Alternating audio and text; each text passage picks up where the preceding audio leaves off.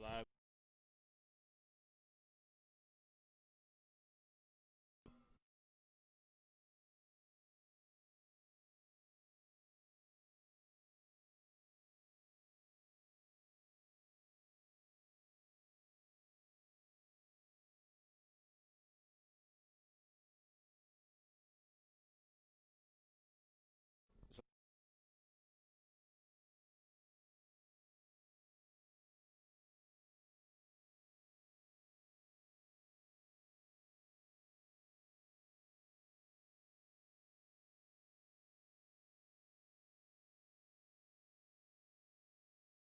So these small programs you're talking about, you're feeling those are the ones like.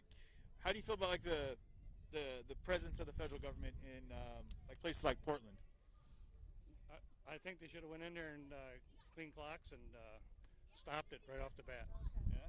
Yes, Yeah. because I mean, look at the property they destroyed. Sure. You know. The you see quite a diverse crowd here. Yes, The it is. yeah. People are bailing early. Do you think they've kind of heard what they wanted to hear? I've been standing there a long time, and my back is killing me. What time did you get here today? I was about 3 o'clock. Oh, geez, yeah, you guys have been doing it. Yeah. You've been doing it. Okay. Well, get on a bus. Get All out of right. here. Thanks for your time. Appreciate it. You bet. All right. How you doing? Let's talk to these guys right here. What's up, y'all? How'd it go? You mind if I say hi to you real quick? Great. How was it? It was fantastic. Yeah. What was the highlight? Trump. He's so You know he's still speaking, right? Well, we've been here for a long time. It's been a long like 7 time. hours now. Wow. You Feet guys are tired. trooping it. Okay. You're from the area? Yeah. Lake Geneva. Lake Geneva. Okay, beautiful area. How do you feel? What's the temperature right now in the political race here in Wisconsin? How are you feeling? They like to say that they're, it's more democratic, but it's truly You Republican. drive everywhere around us, and for every, I'd say, one Biden sign you see at least 10 to 20 more of Trump ones. Now, if it's such a tight race, you know. I don't think it's tight at all. Okay, so I guess asking why you don't see more Biden, support out here would be a dumb question. Well, also they just don't like to show other than when they're in crowds. There is no kids or because he's crook, that too. But, Just no. hot shots from the gallery. How do you feel? How do you feel the temperature is with places like Kenosha and other places like Portland, Seattle, where Trump has wanted to come in and show a presence, but hasn't really had the support from local government? That's a tough one, just because I think like Madison, like all these places here, all our big cities, that's where most of the tension is. You come out here where it's not as big and it's more rural, and it's just we have all the support and we just want him to be here and to thrive. And out there, they have the government or local government backing, Democratic, and so it's the constant battle of the people want something other than what our local government want. I think there's a small percentage of people who are backing Biden, and there's a Oh, yeah. large majority is backing Trump, and just the Democratic Party doesn't want to show that. They don't want people to really know that. And that's true. They're hoping people don't, there's just no point in voting, I guess. If Biden's going to win, I'll just not go. But that's not the case. President Trump is going to win by a landslide. God's going to show up, man. God's showing up. All right. Last question for you, then I'll let you guys get out of here. What's the best thing you feel Trump right now could do for our future generations? Like, what is something he could do right now with his policy? The Supreme Court is the judges he's already picked are phenomenal, and getting this judge through will be awesome for our future generations. So we're hoping that'll be a long-seated judge then that'll be able to help get policy change and help work on things that are going to go ahead and. Constitution, bring these judges in for the Constitution, the Republic. For the Republic. Okay, good deal. Hey, thanks for the time, guys. I appreciate it. All right, happy travels. Enjoy. Take care. I'm just you're hearing him. Just curious about what brings you out, and what your hopes are for the future here in 2020. So what brings you out? We came out because we wanted to see the president. Okay. We just thought that would be pretty cool. Right. My girlfriend here, she's been a lifelong Democrat, but she likes Donald Trump. Okay. Tell us He about can. that. I don't know. He converted me a little bit. He did. Yeah, I I mean, historically, I've always voted Democrat, I but wouldn't say I did. I think the information maybe I shared. I mean, I just don't think Joe Biden is healthy. I mean, You mean physically healthy, not like healthy for the nation, but healthy for his like. among other things, I don't think he is physically healthy or fit. Or fit. Yes. Got you. And I would say I don't think.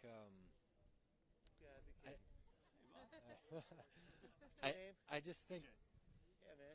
How you doing? I watched you, man. Oh, thank On you. your stream. Appreciate that. Thank you. Sorry I about think that. for us too, that's fine. I think the reason we came out too is we wanted to see the president. I think we promote a positive environment. Like this has been very nice. It's been very positive. And we're very pro-American, regardless of political affiliation. We want somebody in office who we believe is going to do what's best for the people who live in this country, and it's every person who lives in this country. And if I saw a candidate under a Democrat who was running under a Democratic political party, and I believed that they cared about the country first and about advancing the country and the future of the lives of the people that live here, I would vote for them. But I don't see that right now. The things that are important to me are power to individuals and not to the government. I believe that you can tell how well a country's doing not by how much money its government has, but by how much money the citizens within it have. What quality of life do they have? What individual freedoms do they have? And in the way I view government and individuals is I really like it when individuals work together to help each other, and that really was what formed government, in my modest opinion.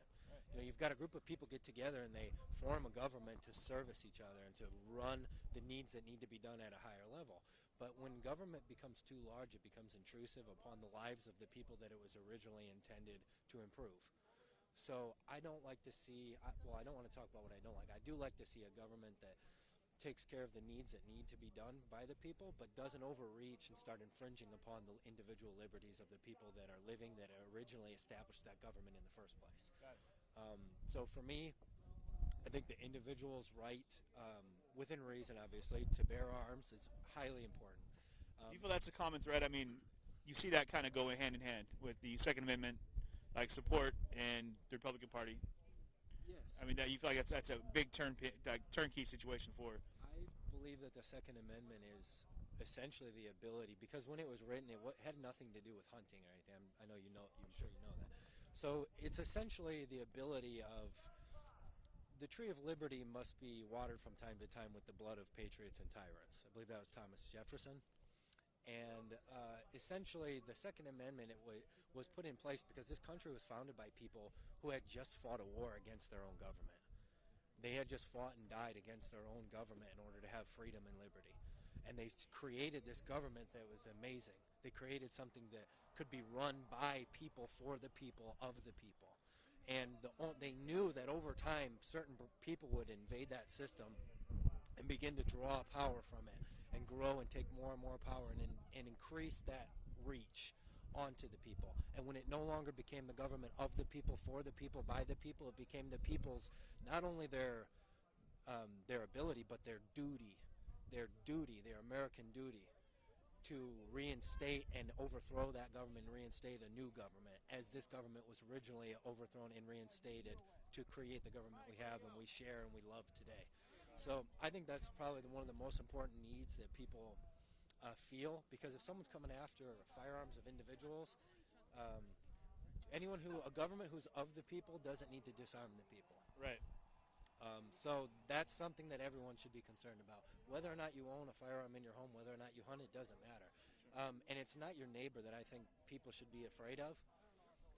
The largest atrocities committed on mankind are committed by government, because there's something called groupthink. When you get a group of people together and they start to act, they'll do things in a large group that they would never do individually. It's, I mean, commonly referred to as mob mentality as well. And I mean, you see it on a street level where those things do happen.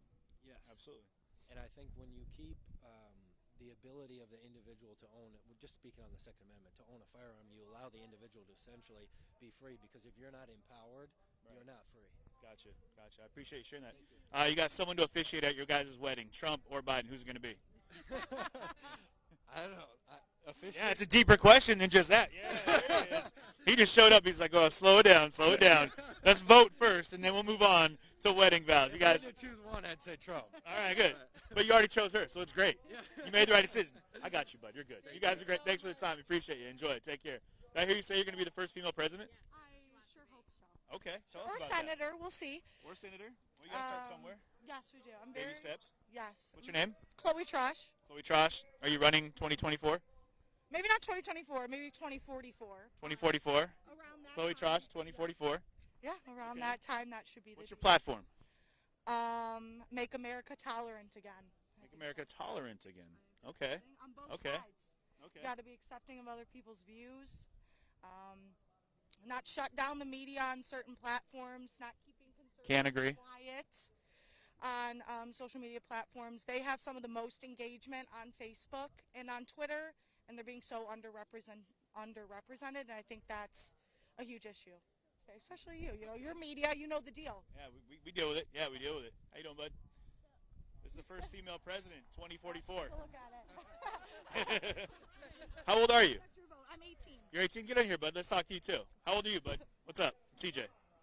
Nice to meet you. What's your name? I'm Mason Parker. Mason Parker. Mason Parker. This is Chloe. How old are you, Mason? 11. 11. What brought you out today? The sign next to the sign we did. That's right. Oh shoot, Chris. What's up, man? Wow, small world, bud. Okay. So what brought you out? Because usually my dad got me into Donald Trump, and then I got really into it, and he told me all this cool stuff about it, so that's how I got into it. Yeah. Cool stuff about you. What's the coolest thing you've heard about Donald Trump? And tell Chloe too, because she needs to know. Let's see. No wrong Yeah. answer here. You can say whatever you want, bud. That he has cool hair. And He has cool hair. he's tan. Yeah, he's tan. Yeah, he likes to help the country a lot, and he loves America. You love America? Yeah. Right on. Right on, man. You like the Cubs? Oh yeah. Okay. Okay. Okay.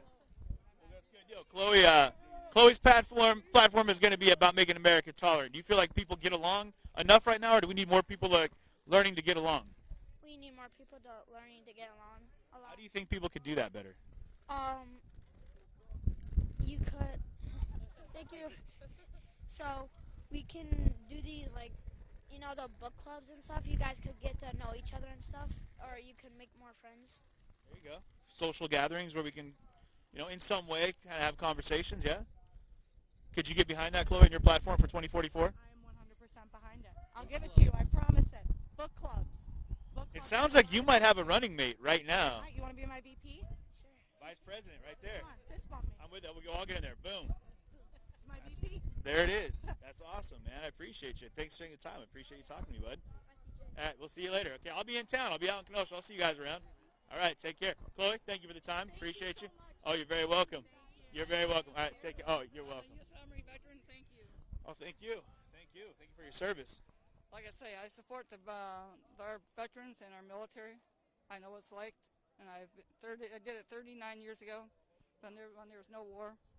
And I thank Trump for whatever he's doing, and I want to see another 4 years. Okay. The only thing that we need to do is start working with the low-income veterans, for they don't have any place to go. If it wasn't for my roommate taking me in, I'd be on the street. Do you feel like the VA is underservicing the veterans right now? In some way, yes. And as a female veteran, I just had surgery 2 weeks ago on the appendix up at Madison VA, and I've gotten some of the best treatment. But my concern is the fact we've got so many homeless veterans that are on low income. I'm making $9.75 an hour. Do you feel like Wisconsin has a lot more than other states of homeless veterans? They got an awful lot more.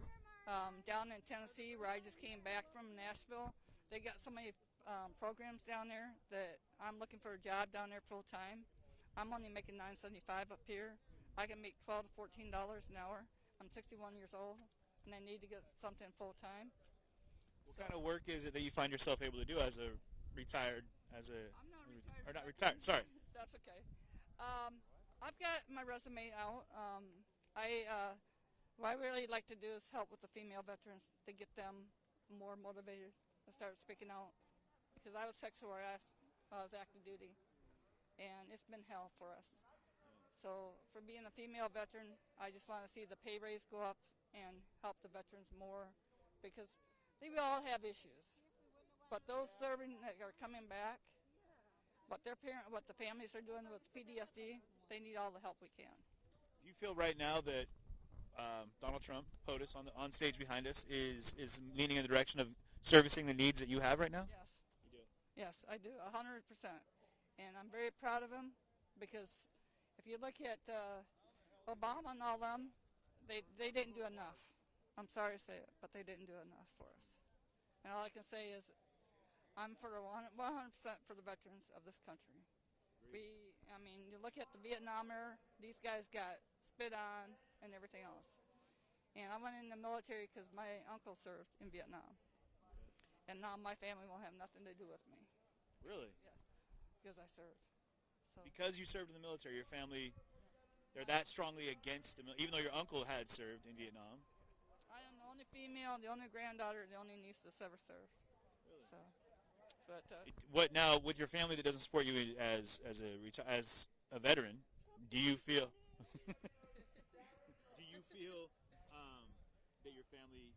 How are they voting? How would you say? I have no idea, but I'm voting for Trump all the way. My roommate and I are both veterans, and he's 82 years old, and we're both Trump supporters.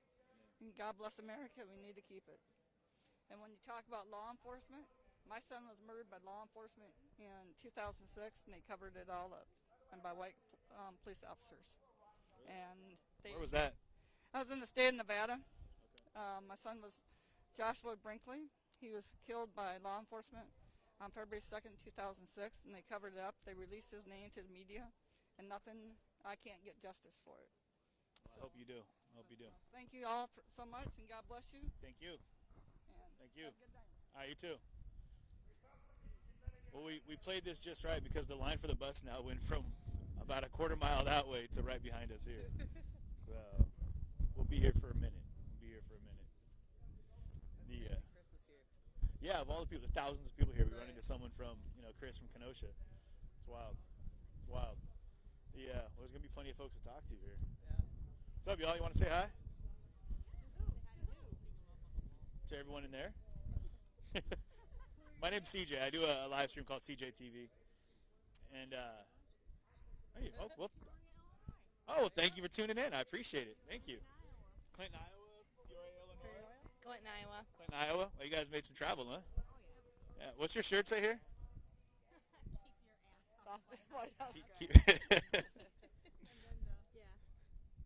Okay.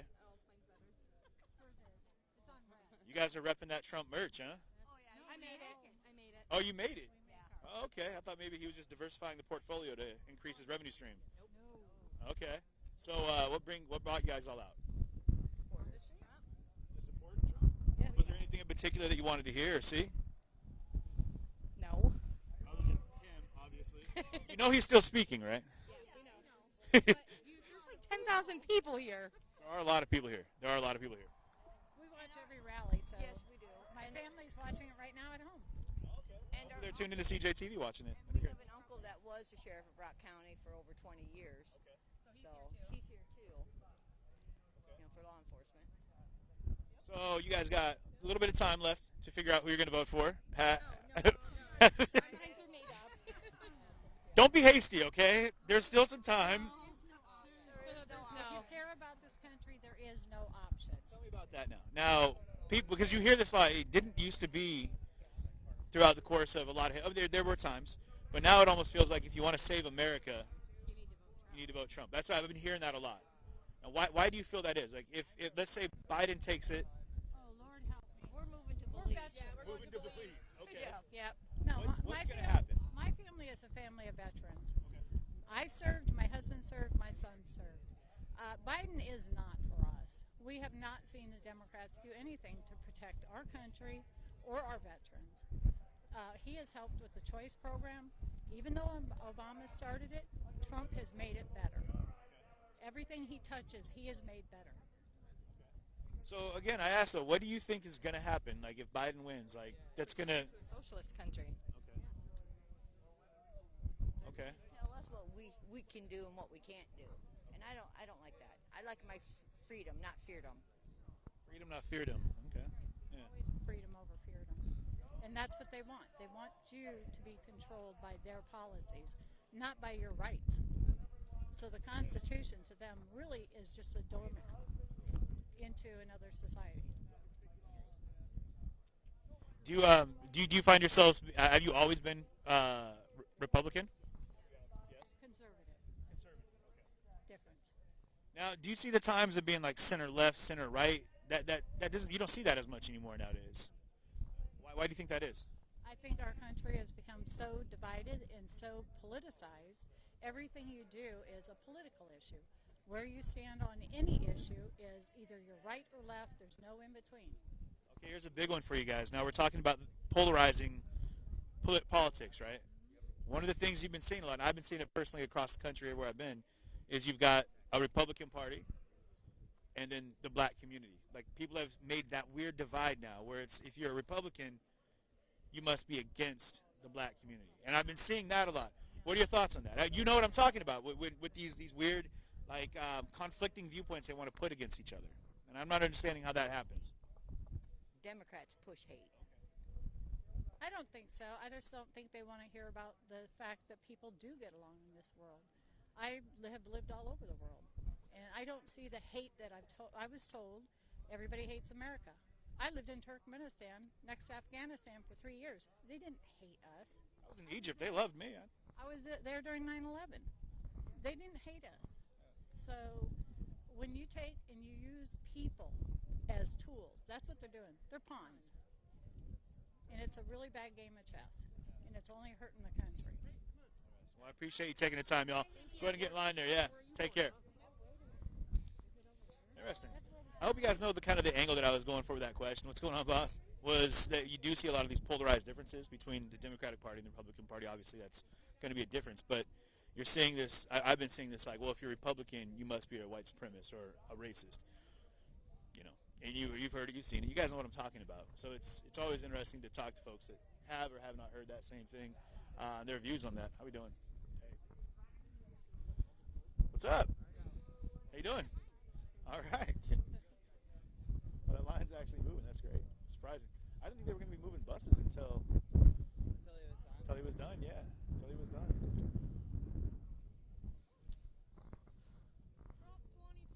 Come talk to me, bud. What's your name? Is it cool he's on camera right now? Mom, Dad, we're good? Yep. Okay, good deal. What's your name? Russell. Russell. Where are you from, Russell? Boyd, Wisconsin. Okay. What brought you out today? I just came out to see Trump. Yeah? That guy right there? Yep. What do you think of Trump? He's a good president. Okay. He wants to build a wall around America. I think that's great. Okay. Keep all those Canadians out, right? True. It's about time we get those Canucks and their maple syrup out of here. Okay. So have you ever seen Trump before? Yeah. Oh, really? I haven't seen him in Milwaukee when he was doing a whatever. A rally? Yeah. Rally. Yeah. Okay. Milwaukee. Okay.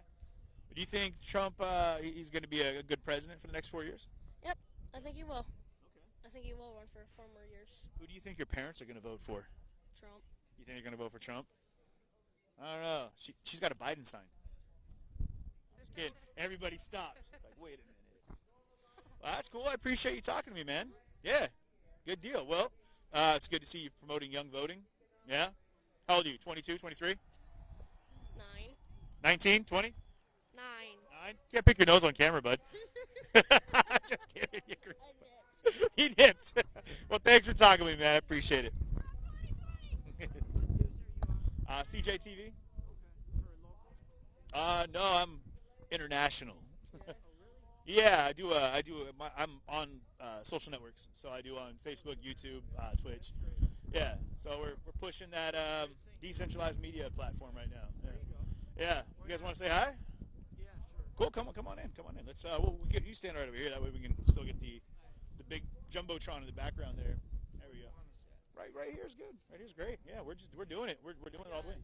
What's your name? Peter and Diane. Diane. Pleasure to meet you. Momgren from Waterman, Illinois. Awesome. What brought y'all out today? Oh, we like Trump.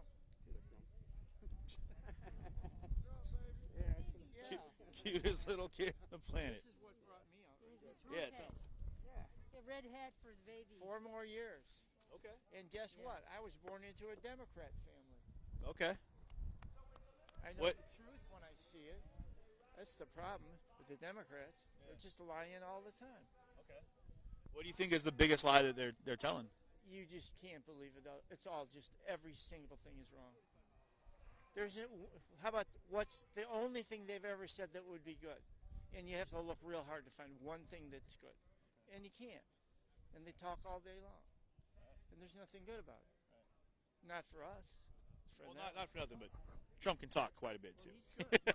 He's got a lot to say. He's an honest guy. He's got about 1,000 times the energy of anybody else his age. Sure. I know that. What do you think is going to be the best thing that's going to be coming to the table if he were to become POTUS for the next 4 years? I don't know. He's just going to keep on doing what he's doing. I don't think that anybody realizes how much he's changed our country in 4 years because he's been getting hammered the whole The man time. knows his numbers. If you know your numbers, you can follow mathematically what he has to say. He's really good at delegating responsibility. You got Mike Pence. The guy should be a president. He's unbelievable. Pompeo, unbelievable. All his guys, every single one of his guys, just a complete superstar. And he delegates that out. His Kaylee, the new. He doesn't do it all himself. He does not do all the work himself. He lets other people work with him. So you really get behind his entire cabinet then? You feel that? Him finding good people, and they're all really good. Seems like that's from a managerial standpoint or just on. Yeah, you want to be smart enough to hire good people, then let them do their job, right?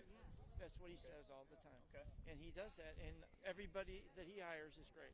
Do your job, and I'll stand back and watch you work.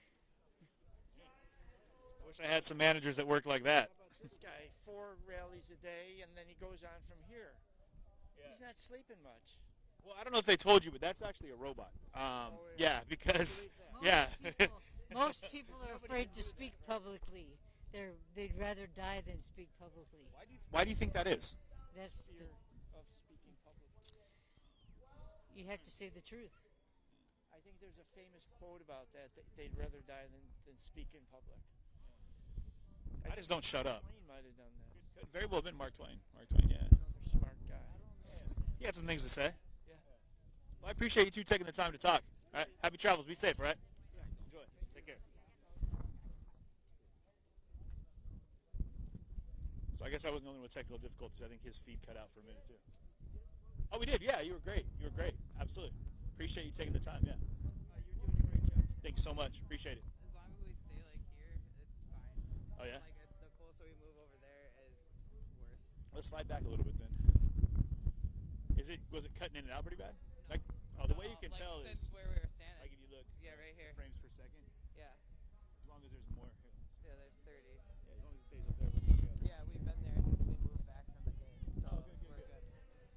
good. Good Steph stuff. was just messaging me and saying we're broadcast is interrupted. I was like, okay, we got to move back. Just now? No, earlier. That's why I told you to move back. Oh, okay. Interesting. So yeah, curiosity, guys. Any questions that anybody feels they want to hear answers to, like that? Right now, the comments coming up. Here, we can do that. Chat. There we go. Looks cold up there.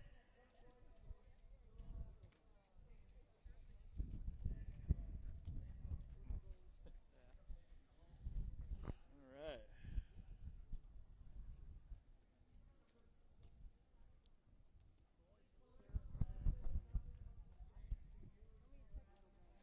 Paul. So yeah, I'm gonna look at comments over here too and see if I can't address some of these real quick. Let me pull this up. At least I think I'm going to. Trump still talking? Yeah, if you look up on the reader board, you can still see him chatting away up there. Can't really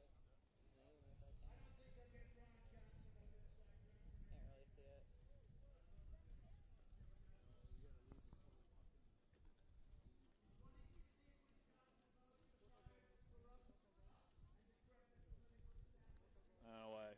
having issues getting into my side here, so I was gonna try to look at the feed real quick, get some comments. Anything coming up? Any questions people have? Feel free to shout them out. Ask them if they can name one policy he has. Trump's? Yeah, that was a question. Okay. Legitimate question. Man, I got wires and cables sticking out of me everywhere. The volume's a little low? Well, guys, we're talking through a lot of masks, or when we do, and What's the vibe out there? the vibe out here is super chill. Everyone's, like I said, it's really well put together out here. I mean, they've got shuttles that we took from the parking lot that's about 2 miles away, and they dropped us off over here, and they've got Secret Service everywhere, and there's a lot of people here, so. And they've been moving them through pretty fast. I mean, they've been shuffling through here pretty quick. How we doing? Did you lose the contact?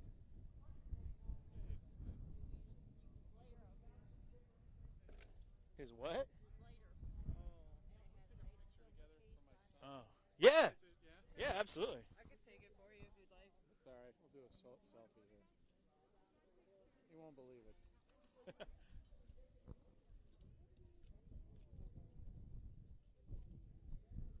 Thanks, man. Hey, you got it. Thanks. You're welcome.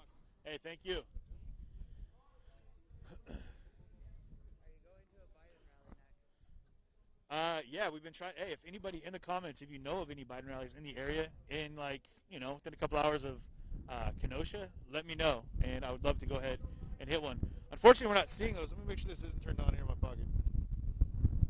We're good. I got a little my technologies. I'm fighting them. We're working it out, though. So, man, I wish I could look at comments myself, because I know we've got a couple different platforms running right now, guys. So, trying to make sure that we answer questions as they come up. But for whatever reason, what's up?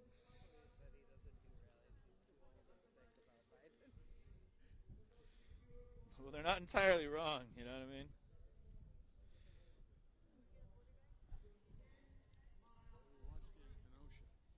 What's that now? We watched you in Kenosha. Oh, wow, yeah. That was crazy, huh? Yeah, it was. Were you nervous when you were in there, or was it relatively controlled? Or Yeah, I mean, it was. people? I mean, I guess Like during the riots. Yeah. No, it was scary. It was scary. Yeah. I mean, there was moments where you don't know what to expect. You don't know what's going to happen. Actually, the whole thing was volatile. You're watching cars explode, and hearing people yell and scream, and and houses on fire. I mean, for me, that was a first. I'd never experienced anything like that. I've been to plenty of protests where you've got a lot of flashbang grenades and tear gas and impact weapons, but you don't see people Molotov cocktailing department stores and whatnot. So that was and then of course up to the culmination of the shootings. Yeah. Were you out that night? Oh yeah. Yeah, all the footage has been kind of pulled off. We're going to be slowly re-releasing it, but for right now it's not online. So I mean, I'm sure it's out there. I mean, my footage, anyone that caught angles of that shooting, it went everywhere. So it's surreal for us because my son went to college at Carthage, right up the getting to know the area a little bit better. Sheridan Road there.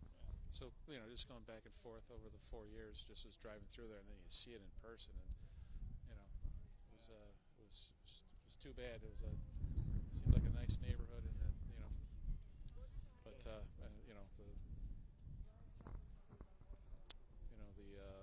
cause and effect, Yeah. Are you from the Kenosha area or no? No, from Northern Illinois. Okay. Northern. So did you come all the way down for the rally?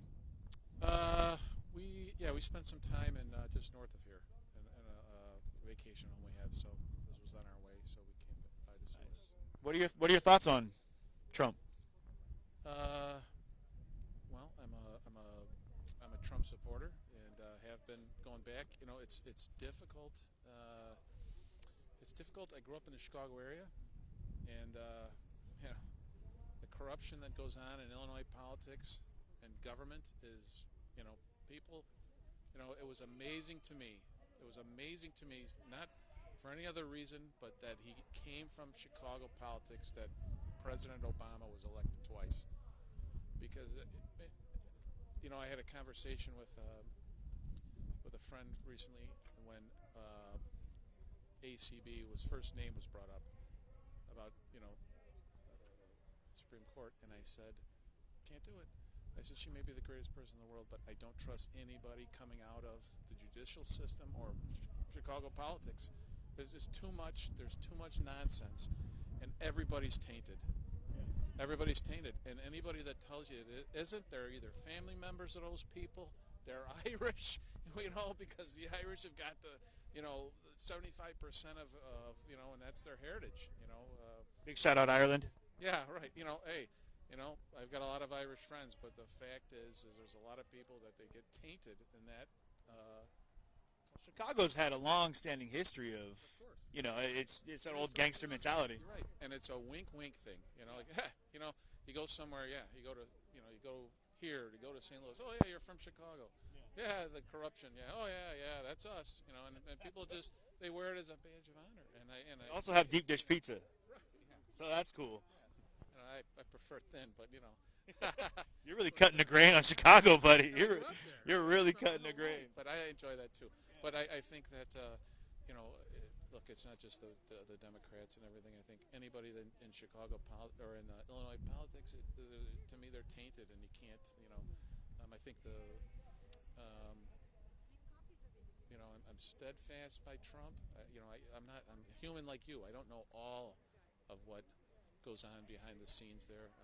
You put your faith in a certain amount of reporting. I do my own research on things that I hear, and then I form an opinion, and I'm certainly not always right.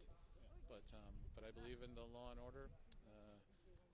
I think in any faction of or segment of society, there's bad people. And so when we were talking about Kenosha or whatever it is, I don't jump to conclusions on these things. I used to be a young guy that grew up, thinking I was a tough guy and would question police authority and everything until I became an adult and I became friends with police officers who were willing to sit and talk to me about their experiences. So you got to hear both sides of what that is, and I haven't been made aware of all the evidence in all these different cases that happen. So it's hard to make a judgment, But anyway, I'm taking a lot of your time. Oh, you're good. You're good. Yeah. But I appreciate you taking the time. Yeah. But you know what? I hope we don't see things like that. Like the things that you're seeing here. My father was born in France. Okay. Right before World War II. Wow. He's Italian, but was born in Marseille, France, and he was an immigrant. And he always told us when we complained as kids about stuff, he always said, "You have no idea how good you have it." Right. And he was a tradesman. I grew up in a modest home. He was a tradesman, and he always said, "You never know. You don't have any idea how good you have it." And I always, as I got older, at first I was like, "Yeah, Dad, you don't know what you're talking about." And then as I got older, and now I see all this stuff, I realize it, and it's sad. Because it's still the greatest country in the world, bar none, in my opinion. But certainly we have things to improve upon, and I think that President Trump is somebody that cares about it. You ever look at or you ever listen to the Gianno Caldwell podcast? No, I'm on tape, so look him up. He's a South. Gianno Caldwell, check him out. From the South Side of Chicago. He's got some. I can't do it, Chicago. It's gonna spit lies. He's got a lot of good thoughts on there and things that he's learned, and so. But anyway, so if my son, ever sees any of this, man, he's gonna kill me. But, anyways, he's watching right now. That's your dad right now. You're reporting on that, when we were watching that, and he was upset by it too. Oh, okay. I remember I said, "Hey, what are you watching?" And he showed me, and it was you out there, and it was upsetting. Yeah. It was scary, and especially with the time that he spent in Kenosha, he's like, "Dad, this is really serious stuff here." And I'm like, you think, watch the news and everything, but yeah, it was. He did a good job, and thank you. People, so that when you're, how can we help? How can we help? How we can get this stuff right so every American gets to to live the American dream and equally. So Absolutely. Absolutely. something to think of, but I don't know.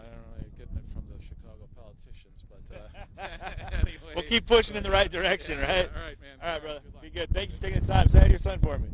All right. Yeah, guys, the sound might be he just was talking. Wasn't talking too loud. So hopefully you guys can hear me okay right now. I would love to be able to check it myself, but oh, great. Thanks. I'm working on it. But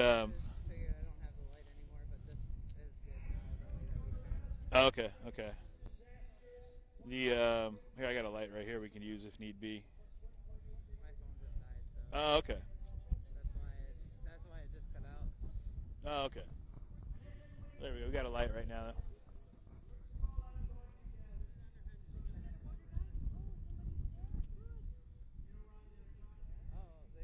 Somebody said sounds good. I can even hear Trump speaking right now. See, so hey, if you guys can't hear it, just turn up the volume maybe, because I got the mic's on full pickup, y'all. What's going on, boss? What are you up to? What is this? It's a voter guide. Oh, a voter guide. Mm-hmm. Okay. Mm-hmm. There's a lot of yeses on one side. Oh, there's some no's over there. Okay. Yeah, so you can check. Oh, thank you very much. Appreciate it. Oh, sure. So this is what we're looking at right now.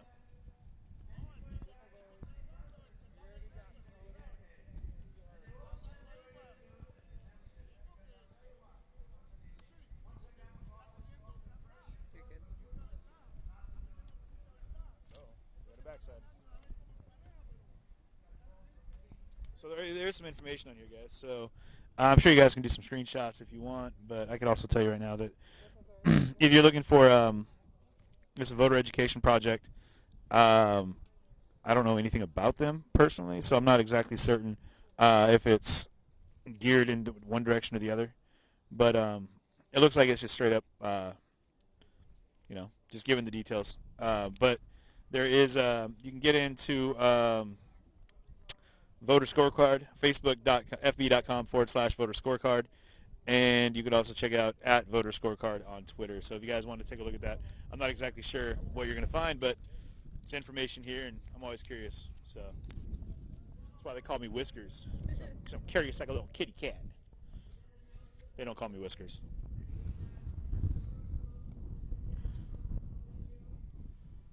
And they're really pumping. I'm a loner, just a loner. No, we were talking to folks. They come out. Yes, yeah. He told me to get away from him. He said, "Take my paper and go." I'm kidding. He didn't say that. But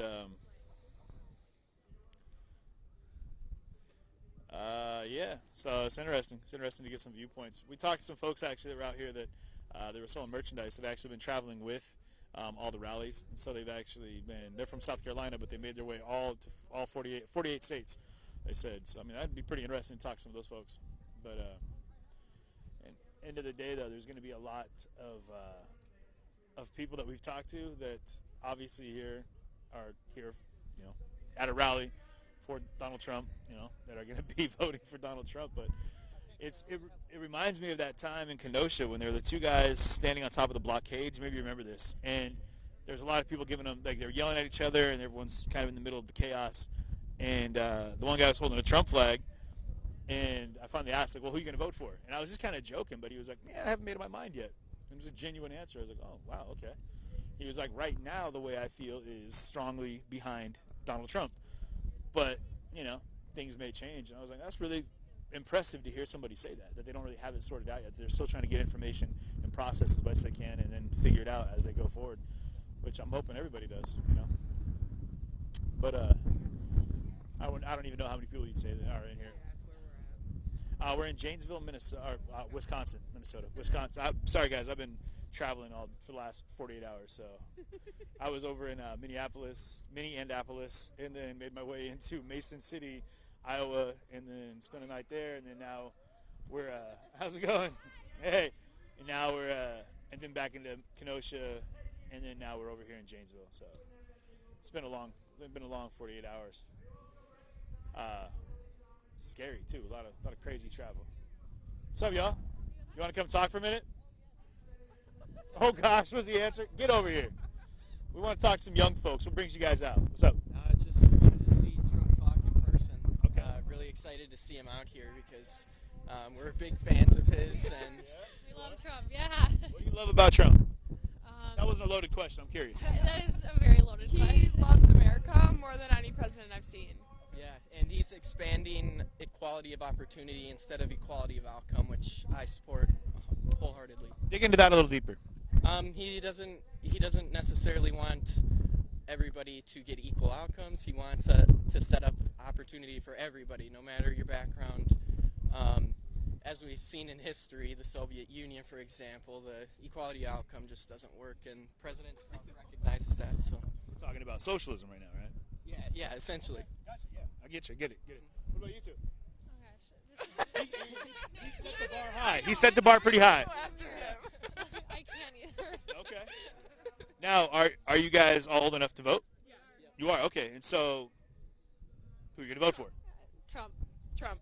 Person, I will be at the polls. I will not sign in an absentee ballot. Why not? Because I think it's bogus and rigged, and I think that the only real way to get the real count is to go in and vote at the polls. Because she feels that the Postal Service is run by cyborgs. She said it. That was her words, not mine. You guys heard it. I'm just saying. I'm going to vote in person. Yep, in person as well. How old are you guys, if you don't mind me asking? I'm 19. 19. 18. Okay, that's cool. Do you find there's a lot of younger people that are out voting now? Yeah. I mean, Yeah. Maybe. It was like an hour drive. Hour drive from where you live? From our houses, it's an hour, but like from our school, it's only 30 minutes. Do you feel at your school, are you guys in high school then? College. Okay. You never know. You might have got held back a year. I don't know. But do you feel they're pushing a lot for younger voters to come out, for younger individuals? Unfortunately. Younger liberals, yeah. Younger liberals? Yeah. You caught that too, right? Just hoping for younger people in general, right? No, but it really is being pushed for liberals and Democrats to be, and like they are like putting their opinion out there and like trying to sway people, and like they have posted all over social media, so that's a way that they like try and get it out there. Now, do you come from political families? My grandparents are. A little bit, but Not really. I just really like politics myself. Okay. What do you guys went to college for? Nursing. I might be going for criminology or nursing. I'm not sure yet. Okay, figuring it out. What about you, boss? Business law. Okay, business law. Okay, taking the high road. All three of you. That's great. Okay. Do you feel that there's enough resources at the college level right now to help you be fully educated on what's happening right now from both sides of the political parties? No? Not impartial guidance, no. I think it's all the guidance that has been given is very partial, especially like the coronavirus. We've never seen anything like this. It's so partisan. What do you think could change on a collegiate level right now to help better raise voter awareness and to better educate individuals like yourselves?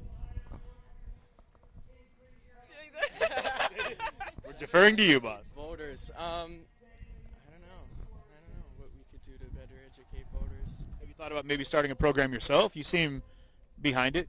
I did Canvas for a little while, so but so I did get some people registered to vote around my community, so that's obviously one way to do it is to Canvas, get out there, do it yourself.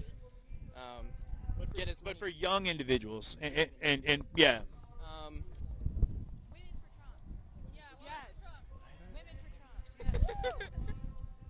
I don't know. We just have to. The right has to find a way to compete with the left's very convincing argument to young people. Just they're promising a lot of free stuff to young people, and it's a lot of young people are taking it in and digesting it as straight fact, whether or not it is. And I don't know. I just think kids really need to educate themselves. There's there's a handful of the media sources that a lot of people get their information from, and so I think if we need to look into ourselves a lot just to do our own investigation. Do you feel that if Biden were to come out with some policies that you felt strongly about, that it would sway you from voting for Donald Trump? No. You're just solid on Trump. Yes. Every single thing that he, well, I mean, pretty much from what I know, my knowledge on everything, I believe in everything that he is trying to do for our country. And you? Yeah, I believe in everything he's trying to do for the country, and He never knows what he's talking I about. strongly disagree with a lot of Biden's. Yeah. Holy smokes. How you doing? Good. Hey. Yeah. What? Okay, cool. Perfect. Oh, okay. Let's watch All right, it. I will. When will it be on? I appreciate it. All right, take care. Oh, shoot, I'm going to watch. I'm going to watch. Thank you. All right, y'all. Thanks for the time. Appreciate it. Keep it up. How you doing, boss? How you doing? Want to come say hi? Yeah, why All not? right, cool. Right on. What's your name? Kevin. I Kevin thought Ellis. you were going to get tackled there, Kevin. Came in low and fast. Exactly. Scared the heck out of me, I'm not going to lie. So what brings you out today, Kevin? Well, I was really interested. See what I mean? Yeah, I was really interested in to hear what he had to say, and very well informed, and I really liked his message. Yeah. Okay. Yeah, definitely. Now, do you feel he's really speaking for all Americans at this point? Well, you can never say all Americans. Okay. But what you can say is they're speaking for a base of individuals that really care for their country. Sure. Yeah. Sure. Not to say that the others don't. It's just that it's a base. Right. Yeah. Where are you? Are you Republican? Are you Democrat? Do you am- even hang a moniker over your head at all? You know, somebody asked me that question just the other day, Okay. and I consider myself to be very conservative. Okay. I consider my morals to be conservative. Fiscally, I'm conservative. I like to look at both ends of the coin and figure it out. I will tell you that I am a Republican. I am a Republican for that matter.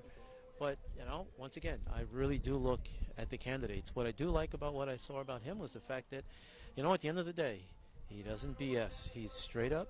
He tells what he needs to say, and he puts it forth. Yeah, okay.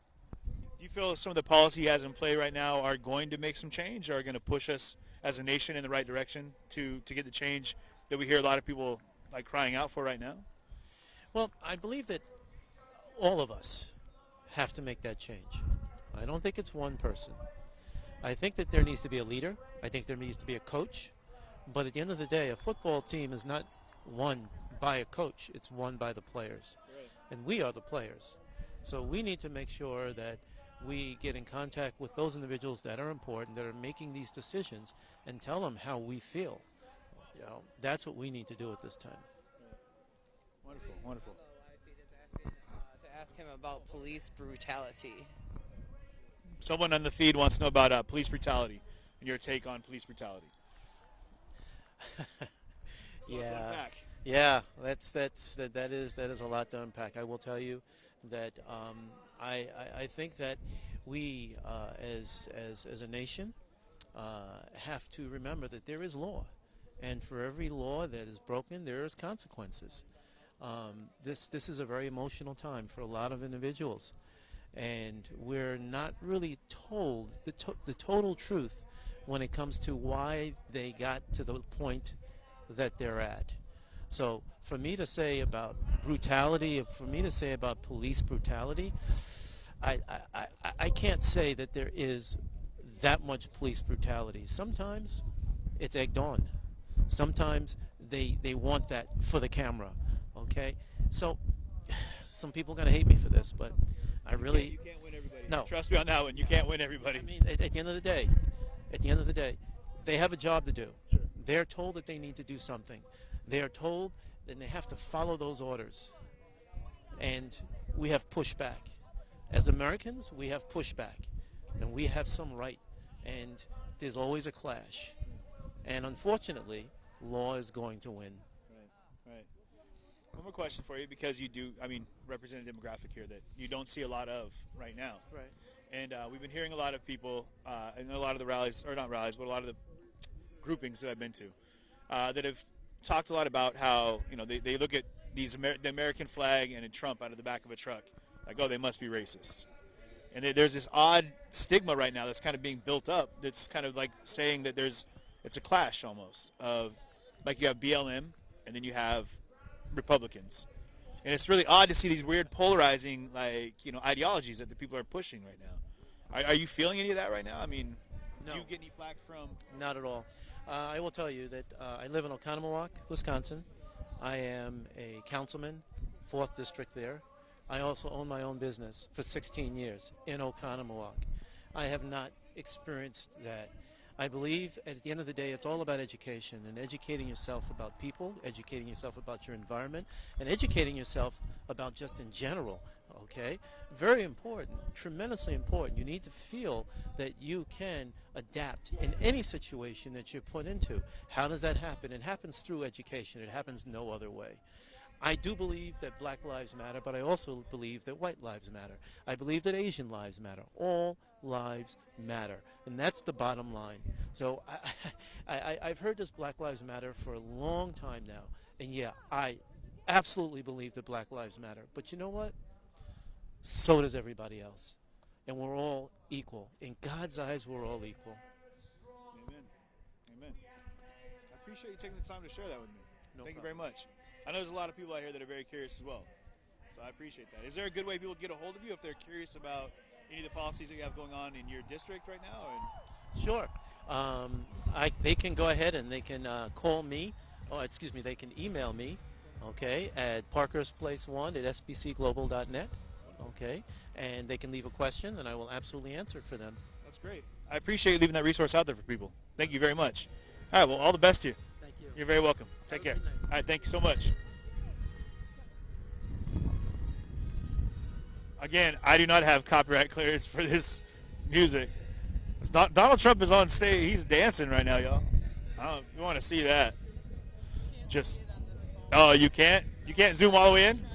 You can't zoom all the way in? All right. All right. Well, that's interesting. I mean, I guess we can move closer to the buses over here. I just don't want to be too close to these speakers right now and have it end up being an issue. Plus, there's going to be a bottleneck right here with people, and I'm sure it's going to end up being like a trample situation. So, no, you're good. You just walk right there. You're fine. You're fine. But again, I do not have any copyright for any of this music you're hearing right now, just to be very clear. Okay, they got a chair giveaway here.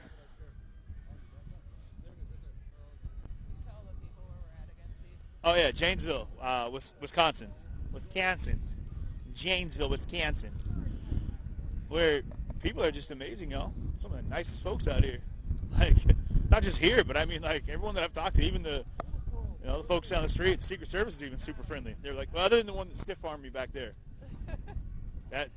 She was strong. I'm not gonna lie. Like, she had that like running back arm. She gave me the old chest. She's like, you're not coming back in here. And I was like, well, I haven't been in before. And she was like, well, good.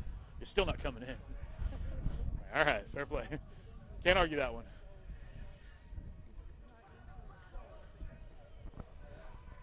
Uh-oh.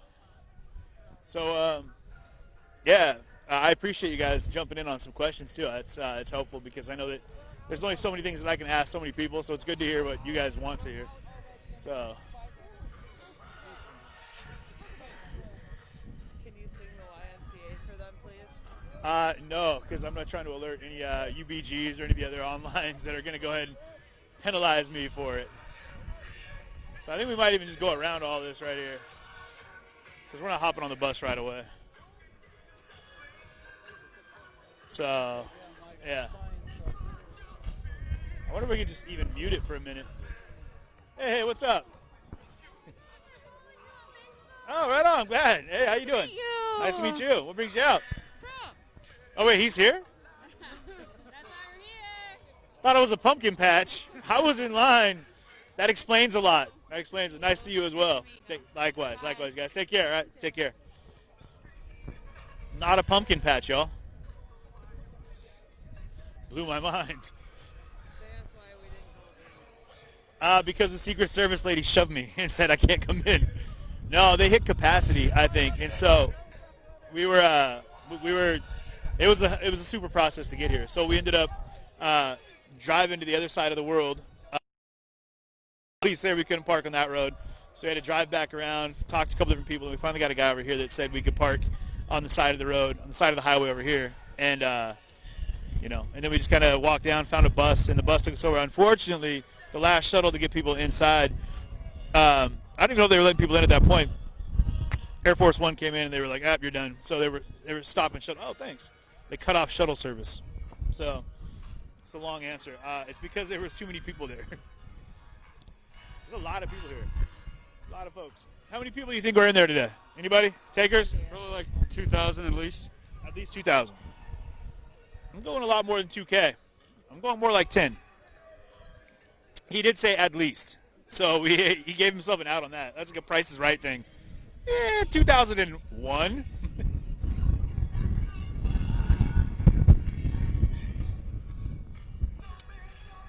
That's some delicious water. Probably cold too. Froze me throat. There's a lot of folks coming out here. What's up, y'all? How much? You want to say hi? Yeah. Cool.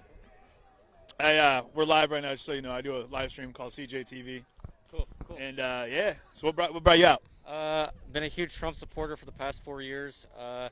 Me and my family, so we got tired of the politicians, man. We got tired of all the nonsense, and I drove 6 hours here today from Indiana. So, Hoosiers from Trump.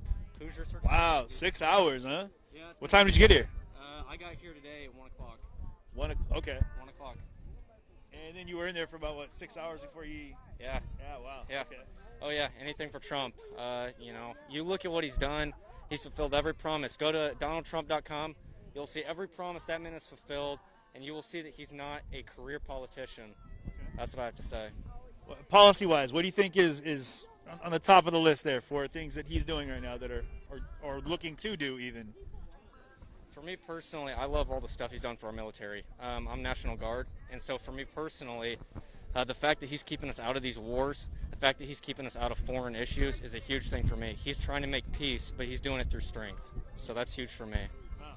Okay. That's fantastic, man. I appreciate it. So, I hit it. Appreciate your service. Thank you so much. Yeah, thank you. You're I welcome. appreciate you guys. Hey, Thanks thank for you. coming out. Yeah, Can you absolutely. look at the live stream? CJTV. Cool. Yeah. I'll give you guys a shout. Check it out. Yeah, please do. Appreciate it. Thank DM us you. in. Yeah, appreciate you, man. Thank you. Yes, sir.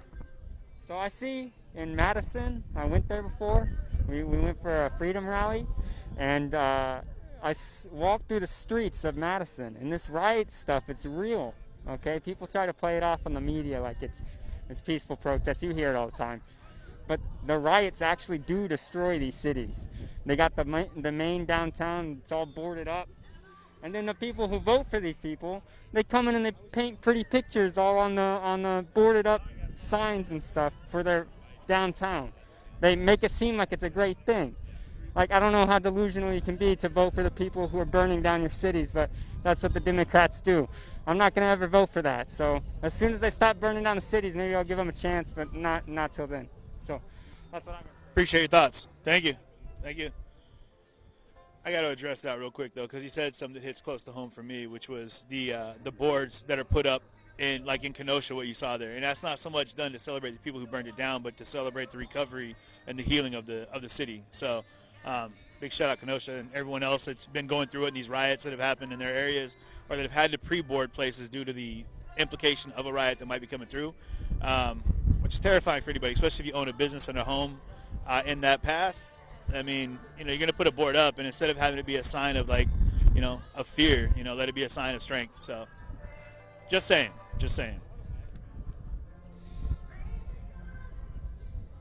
You guys all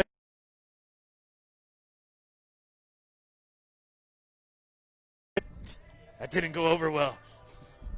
What brings you guys out? President Trump. Out here? Yeah? All right, talk to me, boss.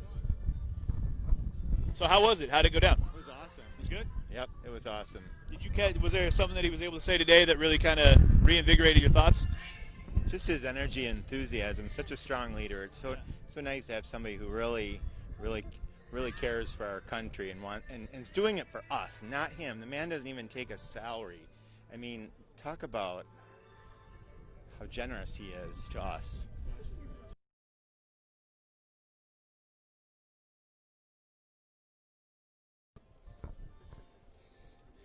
I'm just gonna kick back and send out the vibe right now.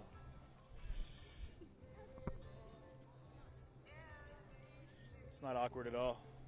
It's just it feels totally normal. I'm just gonna stand here. What's up, everybody? How was the rally? Great. Really good. Yep. What's the highlight? Well, we're from Kenosha, so when he started talking about the things that happened back there, when my son was feeling the heat from those burning buildings, it really had an impact. I was there in Kenosha. Yeah, doing some coverage on that actually. Yeah. Thank you. Appreciate you.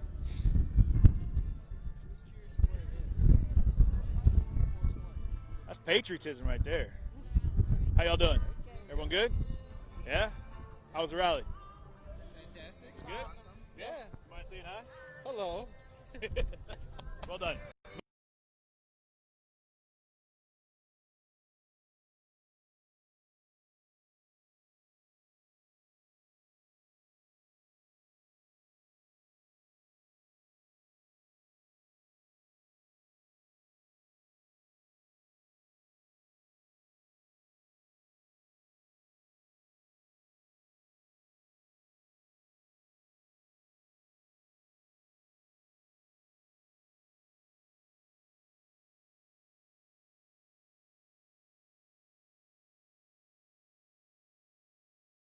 I would definitely tune in to see that. If it's prosthetics and cries that we're gonna be battling, that's interesting. Our broadcast is interrupted. We gotta move a little bit. Oh yeah. Okay, we're getting there. We're getting there. We'll walk with folks. I appreciate you taking the time, man. No problem. Look at all these guys. They found a way to cut the line. Look at that. They're life hack. Okay. Well, thank you, man. Take care. Excuse me, man. I'll slide by here.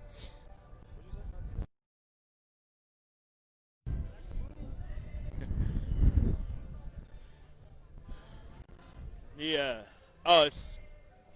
Hey, shout out Mercado. There's Porta Johns. That is the biggest flag I've ever seen in my life, man.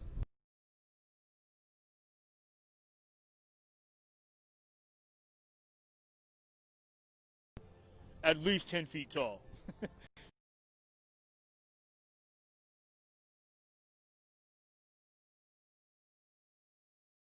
I'm kidding. Yeah, you keep going.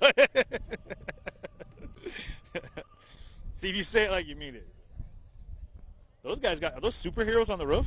I swear that guy's got a cape on. Dude has a cape on. Let's see if we can see it. Look, he's got a cape.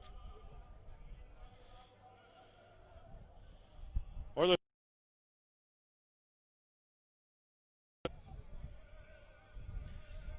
Surprise, surprise. All right, well, I just wanted to get away because we were having a signal interruption back there, guys, and I'm not sure if it's just, network quality out in this area, so we're just going to accost people as they come out of the restrooms with rifle, quick-fire questions. But, are we? Okay. Well, let's, if we need to cut it, we can cut it. But let's go this way. Are there any questions that anyone else has that's coming through that we might be able to clarify for anybody? Boy.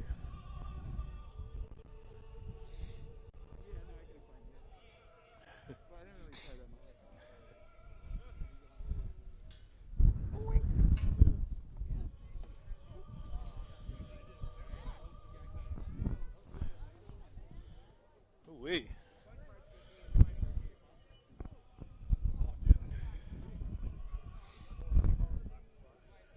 Man, see the orchestration they got here? This is pretty impressive. So they've got all these buses, and after every bus load, they disinfect the bus. So they take people, drop them off, clean the entire bus, reload them, and then bring the bus back. But so there was a lot of people that couldn't get in. But there's thousands of people here. I think thousands, and there's still so many more coming out. Like just the lines as far as you can see right now.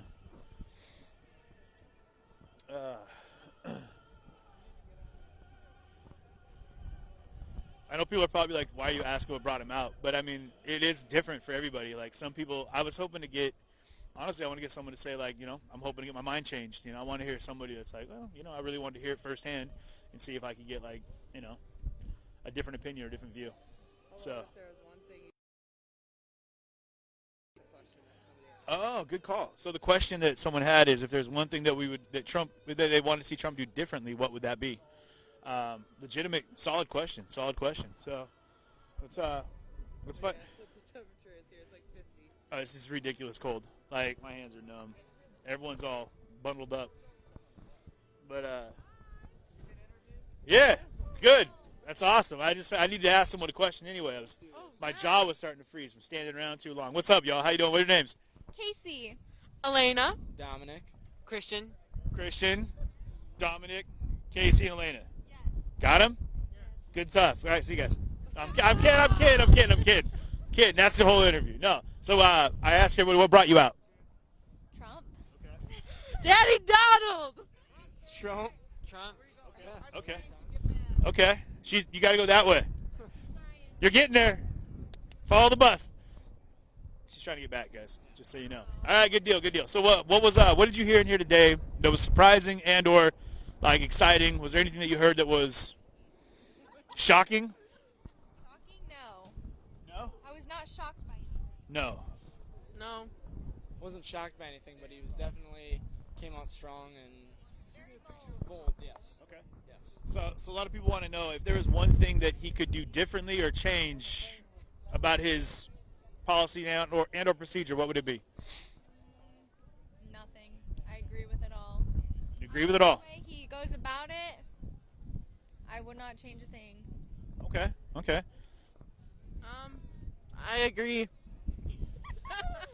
Well played. I think he plays it really well. He knows there's a lot of people that hate him, so he has to have a tough skin. So he comes out and he's really bold, and that's how he has to be to counter the hate that he receives. And why do you think people hate him?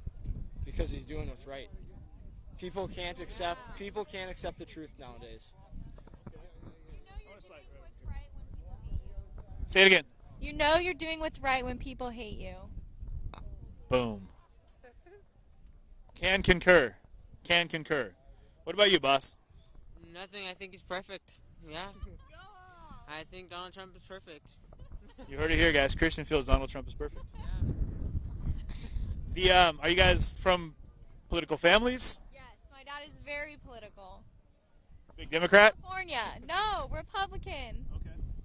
Yes. Do you feel that there's a big divide right now in America between Democrats and Republicans? 110%. Why do you think that is? I think that the left is not as accepting as they say they are, and I think it's causing a huge divide between family members, friends, everyone. The whole country is split. And I don't think it was ever like that before, to where the point where people couldn't even be your friend if you had a different view, but now it's just gone crazy. You do hear that a lot. People are like, it used to be like, don't talk about religion and politics because it was kind of taboo, but now it's like, if you ask someone who they're voting for outside of like a circle like this, people are hesitant to tell you because they're afraid of what might be the rebuttal. Like you said, because there's a lot of hate on either side. Like either you're an idiot or a racist. I mean, that's kind of what you hear from both sides. That's what's wrong with America right now. We need our unity. We need to be able to have we need to be able to be friends without putting our political beliefs in front right away. You need to be able to look past that first. And now a lot of people you have to be a Trump supporter before you can be friends, or you have to be a Biden supporter. You have to have the same beliefs. It's not always true. Do you find people that just don't want to pick a side that are okay with sitting down and hearing both sides of the conversation? Do you see those conversations happen often in your circles? Not often. I've seen it happen. Doesn't happen very often though. You think it needs to happen more often? Yeah. How can we make that happen? I think making it not so taboo. It's weird right now. And there's such a bad view on the right now, and so if they weren't so harsh and immediately calling us racist, homophobic, all these things, it turns us off. Ultimately, it's just like, okay, why am I even going to try to open up to if that's the first thing you're going to say to me is you're just going to call me all these names and you haven't even heard my opinions, my sides of anything. Are you a racist? I am not a racist. You guys heard it here. She's not a racist. So, Christian, your thoughts? About what? About what? He was tuned right in. We're saying, what's it going to take to make it a healthier situation and environment for people to have conversations from different sides of the platform? For the left to be so like less closed-minded and less corrupt, because they're so corrupted, and like it's going to be hard to open their minds back up. Yeah. Well, like he said, you definitely need to have that open-mindedness. A conversation goes both ways. You need to be able to talk and listen. Do you feel people are listening enough nowadays? What is everyone afraid of? Like, why is everyone so afraid to hear other opinions and other viewpoints? The truth? A lot of people they've grown up a certain way. They don't want to change it. So what they've been told is what they believe, and nothing else can change their mind. And that's how a lot of people are these days.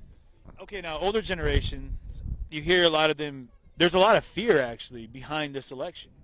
And it's scary for me to talk to a lot of people in the crowd here, and you've heard the term Civil War used a lot. What are your thoughts on that? I don't think it'll go that far to a civil war. No, I don't. I think either way, whichever side wins, it's going to be bad. For months, maybe a few months, it's going to be weird. But I don't Explain weird to me. Like, what do you think weird looks like? I Or mean, bad, even. either way. Yeah. Either way, I think if Trump wins, obviously the rioting and all the looting and it's going to go crazy. And if Trump doesn't win, it's just going to be awkward, I think. And I don't know. It's just going to be weird to me. I don't know. So Trump wins, we have riots. Biden wins, it's going to be uncomfortable. We're going to be a crazy lockdown. We're going to get all of our rights taken. It's just going to be bad. I'm glad you elaborated, because based off that, I would say I'd rather take Biden, because a little bit of discomfort I would take over a riot any day. No, I'm just saying based off what she said. I would rather have an uncomfortable conversation than deal with someone trying to Molotov cocktail my house. So about your first question with Civil War, I believe as of right now, in 50 years, if we look back in history books, this will be a civil war. There he is. Not all wars have violence. There is violence now, but it's not necessarily the violence of a typical war. Look at the Cold War. There was no violence there. I think we are in a civil war, just not to the extent that people think. People think civil war and they think people going and killing each other because they have different beliefs. Right. So we're looking at a lot more now than I've ever seen in my life. A lot of polarizing, right? You've got the left and the right, and that's where you sit. That's where you stay. And there's so much more high-walled interaction between the two, lobbing kind of, the threats and the warnings at each other. Like, what's it going to take? Do you feel moving forward for future generations to understand that it doesn't have to be all or nothing? I could clarify a little bit, but what I'm okay. I think we've gone too far off. The public school education is just going downhill. Kids are being taught things that is too young of an age that were never taught before. They're also not being taught things that should be taught. And so I think that we need to get that under control, and that can really help the situation that we're in. You hear Trump, and I appreciate you sharing that. You heard a lot of talk about Trump working a lot for veterans and helping out people that are in the armed services. How do you feel his policies are right now as they pertain to public schools, like we're talking about, and the push for education as a whole? Honestly, I don't know much of his policies on the public school system. I know a lot of what's going on in California because both my parents are teachers, and so my dad is very involved in what's being taught in the curriculum. Your dad's a Republican? Yes. You hope he doesn't watch it right now. He's like, how do you not know? This is our world. I don't really know Trump's policies about the school system right now. I just hear what my dad says about what's going on in California. So I don't know, maybe one of them could answer it. I'm not sure. Are any of you in school right now?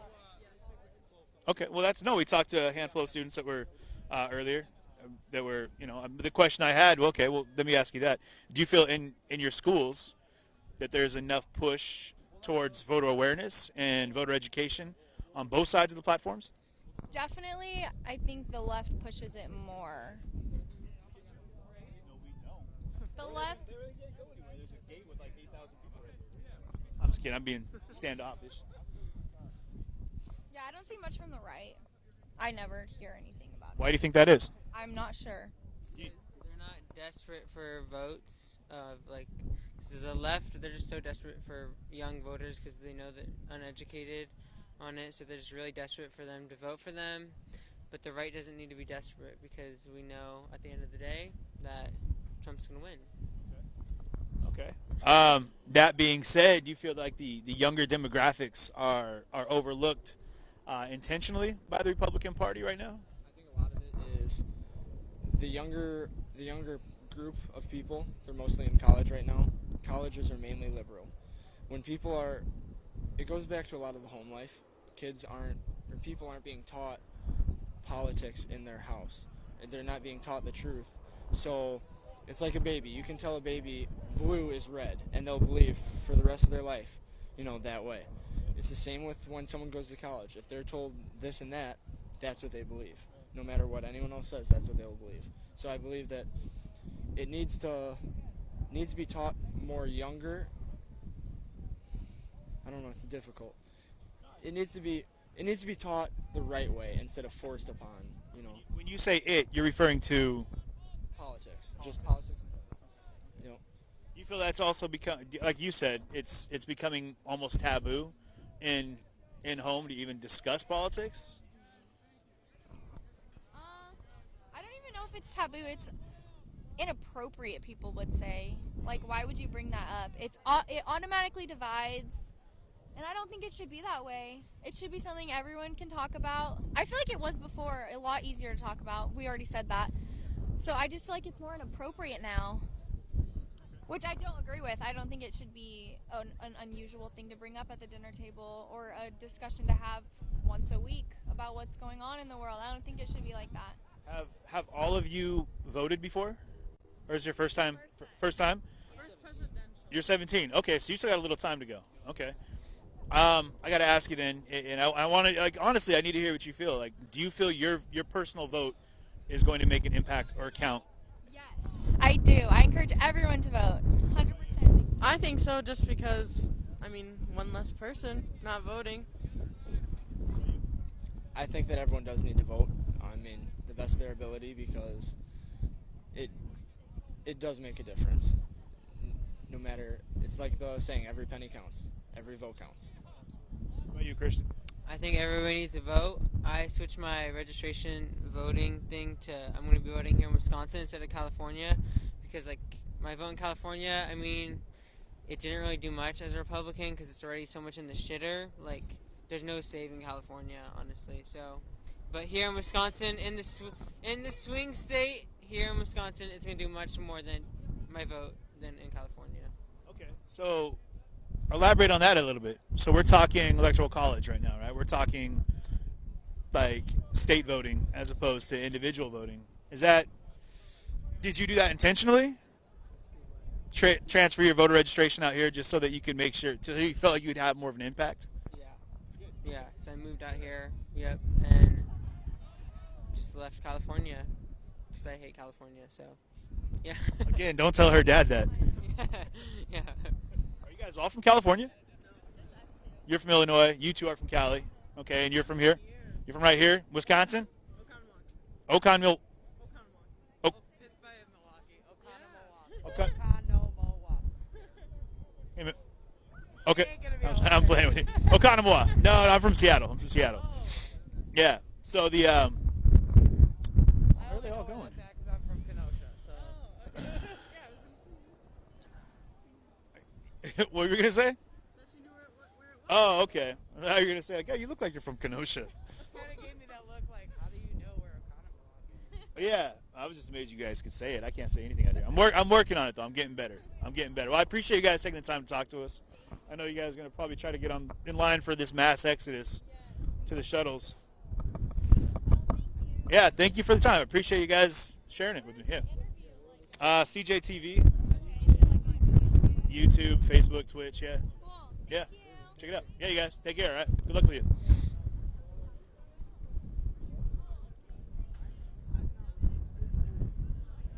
There's so many people here, guys. Like, legit, this line goes like all the way back around to like at least 2,000 people.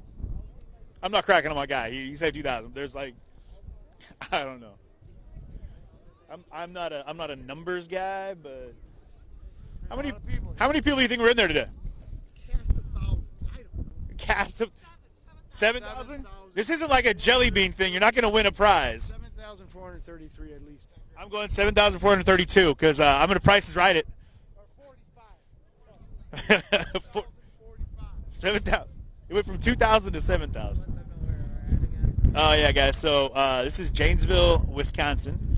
Back over here was Trump was here doing a rally, which is in a big place. He was apparently going to come here before COVID, and then that got switched up. So he's back here now, and this is a real pivotal. Wisconsin's a real like a nail biter state. You know, it's really kind of like less than a 1% type divide for the two sides. So these are big show up states for Biden and Trump right now. But this rally is pretty massive. I mean, there's been I'm saying 10,000. Somebody in the feed said 10 to 15,000. Jelly beans are mine. But you can see the flags in the background here. He flew in. He just flew out. You kind of probably heard everyone cheering while we were talking to those young folks. And I got the hiccups, man. Sorry. But yeah, he flew in on Air Force One, and I'm thinking that's Air Force One or Air Force Junior. I don't know which one it is, but a plane. And in Zokoff just a couple minutes ago, but they've been shuttling people in from a couple miles away. So there's just, I mean, a lot of people. There's a lot of people parked on the side of the street just lining up to see him, just to see the plane, I guess. Shout out Jerry over at the auto yard, wherever that was. The tow yard up in his crane. He was up there taking photos. But yeah. I think it was called like Bernie's Tow Yard or something. Bernie's Tow Yard. Shout out Bernie's Tow Yard. But this has been interesting. How you doing? Good. Thank you very much. Appreciate it. People are asking how you feel here, like at this rally, if you feel safe. Yeah. I mean, you know what's? I gotta say this, guys. Like you're around a lot. I mean, with what I've been doing, you're around a lot of, a lot of protest coverage. So you got a lot of like that anti-Trump vibe. But then you get down to like Louisville. You know what I mean? Everyone there was incredibly cool. Interesting blend there because you had a lot of the Patriots, 3%ers. It is interesting that a lot of on this right side, everyone's very inviting and very, very cordial. You know, everyone's been very friendly. Other than the guy in that golf cart right there, he looks like he's about to mow down everybody. Am I really voting for Biden? I didn't say I was voting for Biden. I didn't say I was voting for anybody. I'm not saying I'm voting for anybody. I'm writing in The Rock because I feel like he's got the shoulders to carry our nation. Dwayne The Rock Johnson, 2020, y'all. I don't care if he's not even running until 2024. I'm casting. What I said there, guys, just to address that, was the girl said that, and maybe you couldn't hear it because of the mic. I said, what's going to happen if Joe Biden wins or if Trump wins? And she's like, well, it's going to be chaos. There's going to be rioting. There's going to be looting. And I was like, well, what happens if Biden wins? And she's like, oh, it's going to be awkward. I was like, well, shoot. If we could take a vote that'll just give us a little bit of an awkwardness, let's go that direction then. And it was a joke that I was making. And if y'all don't watch me enough to know that I'm going to joke around a little bit, then watch more. Tune in. Look at watch what they heard. Everyone's just like, go, go, go, go, go. You know what the official count was for occupancy today? Yeah. I was at 10, so I think we're right. We're in the brackets. We're in the brackets. Man, hello. All right. But yeah, so the vibe here has been really chill. I mean, everyone's been. I mean, it's a rally, so again, it's not. It's a very different vibe than what you normally get with protests, where people are, you know, there's a lot of anger in the speech that's being thrown out there. Where out here, it's a lot of, you know, positive. Even when the guy we were talking to thought it was really cool, he's like, you know what I don't like? And he's like, actually, no, I don't want to talk about what I don't like. What I do like, and I like that he kind of checked himself on that one. It was really cool to hear that, because I talk a lot about like positive affirmations, and I think that those micro affirmations, things like that. Oh my gosh! That really came in real hot. Oh my gosh! But those things that happen. What's going on? Get over here and say hi. Get in here. You want a selfie it up? Is that okay? Yeah, absolutely. It's all right. Or actually, could you take a picture of us? It's amazing at taking pictures. You look all bundled up. Dude, that breeze hit hard, didn't it? Over here.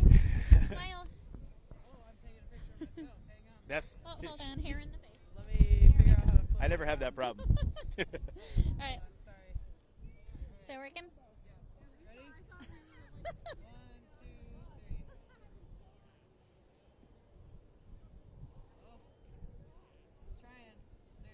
Thank you turn. so much. You're welcome. You're so kind. Yeah, where y'all from?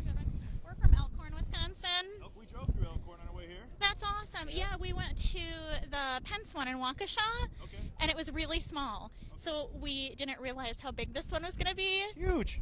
But we got here at 2:30. Wow. And it took probably an hour and a half to get just to the gate here. And then probably an hour more to get in. And it was so neat. Like, Trump fans are the sweetest people ever, because It's been incredibly nice. No, truly, that was kind of the unexpected. So she really wanted to see him, but we were in a spot where the teleprompter hid his face. And this one man like held her up so she could see, and then this lady saw it, and she's like, "Oh, guys, come on through here," so that she could see his face. How was it for you? So cool. I had a lot of fun. Did you? Did you get to see Donald Trump? Yes. What do you think of Donald Trump?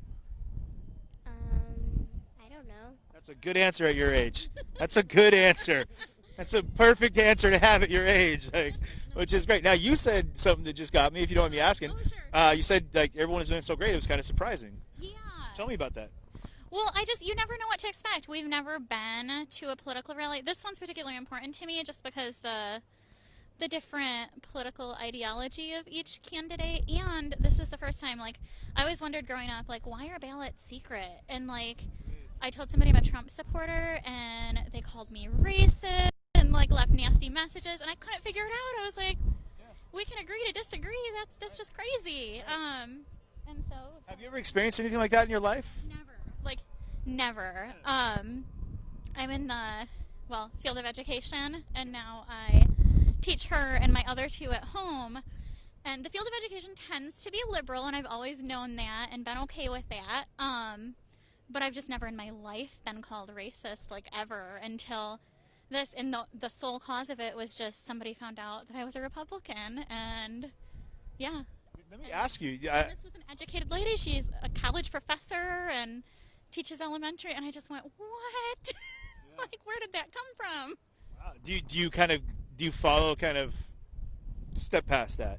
Because I'm curious, as an educator, and as a Trump supporter, Republican, however you want to go about it, do you feel pretty solidly that Trump has a platform that really pushes for education? I do. I actually, and a lot of people in education would disagree with me because the funding, but I really like that he supports school choice. And it's funny, when I was a teacher and not a parent, I didn't like school choice. But now that I'm a parent and I have 3 kids, and, you know. Tell me a little bit more about school choice.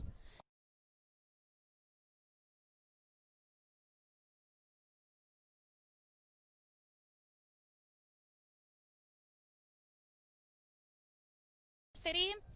And I think that's so important, because if you think of education as a business, it's competitive, and you want good schools, and it gives them that much of a boost when they know that they're essentially competing against a neighboring district.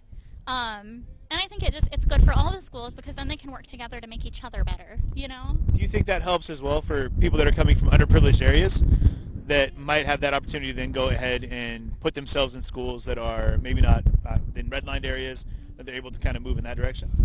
I do, yeah. I think that it's fantastic that you can live anywhere and choose to send your kids to different places.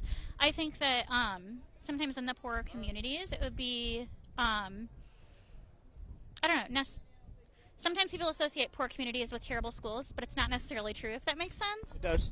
Yeah, and so, but I think every school has kind of a different climate and a different culture, and I think it's so important for your family to be able to go into that atmosphere and decide, is this the right fit for my family or is it not? Sure. So one of our viewers asked if you believe that Antifa exists. Oh, most definitely. Yeah. We were actually, when we were at the one in Waukesha, we didn't end up going in because I had my 5-year-old with me and he just wasn't quite having it, so it took us a little while to get to the gate. He's a big Biden guy, huh? Yeah, no, here's the, sorry. He's like, Mom, no, I'm drawing the line here. Juice box and some Capri Sun, something I'm not going in. Right, it's been a long day. Okay, so anyway, there was a man there holding up a Biden sign, and somebody whispered like he's an Antifa person, and I don't know if that's true or not, but I do know that his word choices were not the best. He's like, he said, Black Lives Matter. I'm like, yeah, they do. That's awesome. You know, well, certainly. And then he goes, you shouldn't be here. I'm going to bring all my people back. I'm like, what is that? So finally I said, hey, and there was some choice language, and I said, hey, there's children here, and I would appreciate it if you want to talk that way. And then some other more vocal Trump-Pence supporters kind of intervened and told him, hey, you know, there's kids, watch it. Right. But yeah, I think you can see in Kenosha and in Seattle and the different places. Kenosha was where, when we first got married, we had our home there. And just to go through there and see it all, you know, so many buildings burnt down, so many businesses that had been there for years just burnt down. I don't think that, you know, those are just average people upset about something. I think it was an organized crime.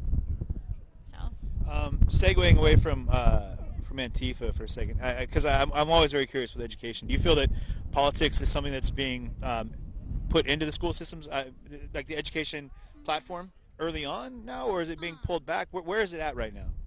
what do you mean by that? Like educating young people about politics. I think it's so important. That's one of the reasons we're here. That's great. The Pence one I told the kids about, and we went there and they got to kind of witness what it was like, and that sparked an interest in Sally, and she wanted to do the Trump rally. And so again, that's why we're here, because she wanted to. So I said, okay, let's do it, not realizing just quite how big it would be. Right. Now, if there was a Biden rally tomorrow, would you go to that? Would you go to a Biden rally if there was a Biden rally tomorrow? I don't know. You don't know? Another good answer. You know what? Because who knows, right? If it was close, I probably would go, because I'd be curious just what he has to say. Oftentimes when you look at the Biden platform, I know they're pro-abortion, which I'm very against abortion. It's my understanding they're not for school choice, and I'm for school choice.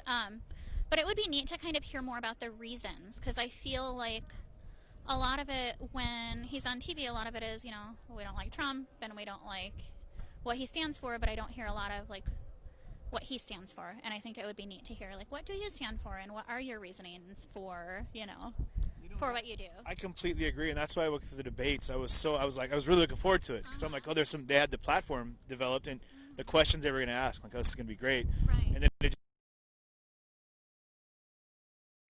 what they've seemed to become now, but.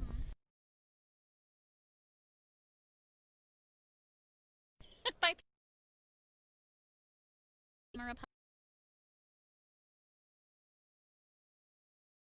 divisiveness, politics, and less bullying, less name calling, more. And I'm sure it goes on both sides. I'm sure there's some Republicans that do it. I just haven't heard that, because for the most part people know I'm conservative. Yeah. Okay. Mind if I ask you a few quick questions?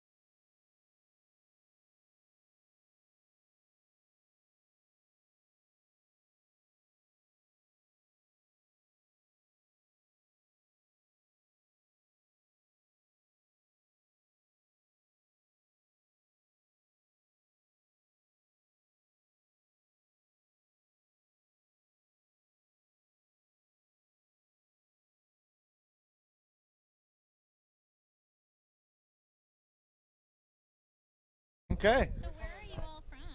Seattle, Kenosha. Oh, no kidding. Yeah, Okay. yeah, like That's awesome. yeah. My parents live in the harbor, so they're right next to there. Yeah. The harbor. On the Winthrop Harbor. It's right next to Kenosha. Yeah. Oh. Uh-oh. Battles. Yeah, when all the Border stuff went battles. down in Kenosha, my mom, you know, she's elderly, so she got a little nervous, and I was like, "Oh, it's not as bad as it looks on TV. Let me drive you through and show you." And I was like, "Oh, that was."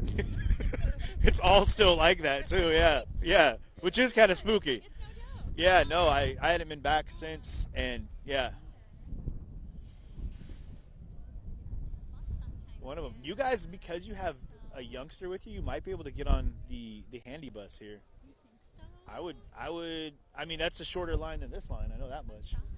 I mean, by the time they say no there, you'd still probably would be just as good with this line here. Yeah. Well, you do have a youngster. You don't want to be getting trampled in a crowd, right? It's safety first. Yeah, for sure. Yeah. Yeah. So Seattle, do you guys go? Do you follow the electric trail and just go to the different? No, actually, no. No, I was back in Kenosha. I went to I was in Minneapolis at George Floyd Square for George Floyd's birthday, and so I went there and was doing some coverage on that, and then through the course of trains, planes, and automobiles, basically finally got back to Kenosha today, where I've got some stuff that I'm working on, and my VP sister, big shout out Shama and Mod Squad, and everyone else out, Steph, and everyone else is killing it on the back end. Let us know that I didn't even know that this was happening, honestly. Yeah, and so luckily I've got an amazing host right now in Kenosha. Steph here was like, "Hey, if you want to go, let's go." And it's usually when I'm like, then I'm like, all right, we got to do it. It was a little cold. We thought, no, but she really, really wanted to go. So I was like, all right, if you really want to go, we'll go. What made you really want to come out today? I just wanted to see it. You wanted to see Trump? Yeah, Is it a big deal for you to see the president? definitely. That's awesome. Who do you think? What is the president to you? Like, what do you think he represents?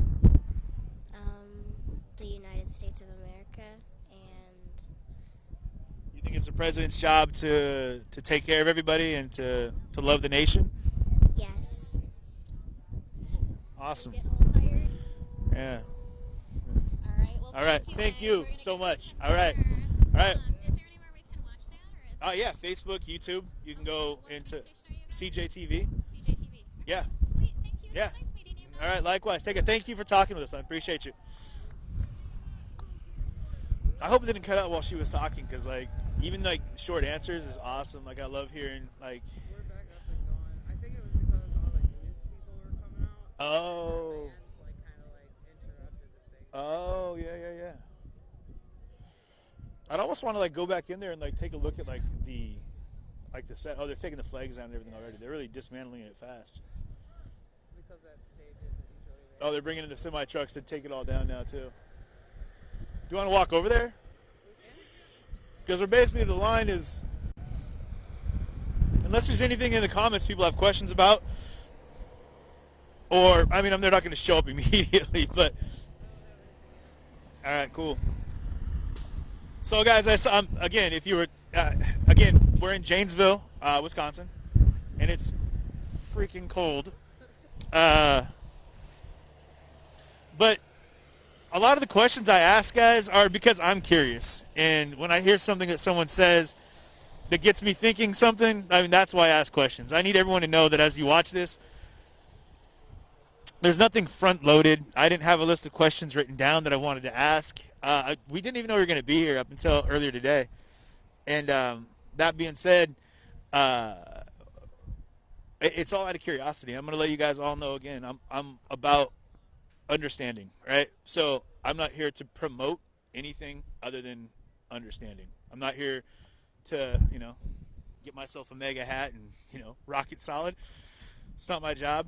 I feel like I've been introduced to a new, aspect of what my role is with this, and I'm hoping that we're able to get some better understanding. So I know for me. Your impression of Air Force One? It flies. Steph asked what my impression of Air Force One was, and all I saw was it take off for 30 seconds and land for 30 seconds. Somebody also asked, have you been fired from There's no barring. You know what's funny? No one's barred from Portland. Not barred from anywhere. Because there's no association that has that right. Or right. What's going on, which is ridiculous, is people have gotten more militant, and I don't feel that I'm going to put myself in a position where I might be in harm's way, just to showcase people doing something that doesn't deserve the platform that any of the people out there doing film work can provide them. And like I'll say it again and again and again, I don't even care what these people. The big deal is they don't want to be filmed. They don't want to be seen. They don't want their faces to be on camera. And I'll say it every time. Like, I don't even care. I don't need to look at your face. I just want to hear what you have to say. I want to know why you're out here, what you're so wholeheartedly believe in, and what makes you feel so strongly about doing what you're doing. So. Somebody wants to know also what you would ask Trump if you were to talk to him. What would your questions be? That's a solid question. I don't know. I think that so what Steph just asked was what I would ask Trump if he's a dancer, because the guy looks like he's got some moves, but I don't know for sure. No, I would like to know here's the thing. If I were asking him personally, like if we were able to have that truth serum conversation, you know what I mean? That I think would be very different than asking a question, because you already know that it's going to be a political answer. So no matter what you ask, it's going to be everything that you'd see any other place. But I would like to know if he genuinely is like of and for the country. Like, does he really truly believe in everything he says, or is it just, part of the political posturing? And I would like to know. I'm all about people's hearts. I want to know where your heart's really at. Like, I would like to know how he feels about family. Like, what is his real view? Like, how does he really feel about the American family, and what are his real views? I mean, take Joe Biden out of it and everything that the Democratic Party brings to the table. How does he really feel about America? Like, does it, legitimate questions. Does he really, what does he really feel? And it's not because I don't think that he believes in America. I just want to hear real, true, honest answers. So I don't know, any of the things that are asked generally in like debates and whatnot, I would love to just go ahead and take all the politics out of it and hear what like anybody has to say, really. So I was just watching him the YMCA. He had the elbows going. He was gigging though. Whatever. Good for him. Yeah, Janesville, Wisconsin is where we're at right now. We got a last minute notification there was a Trump rally going on.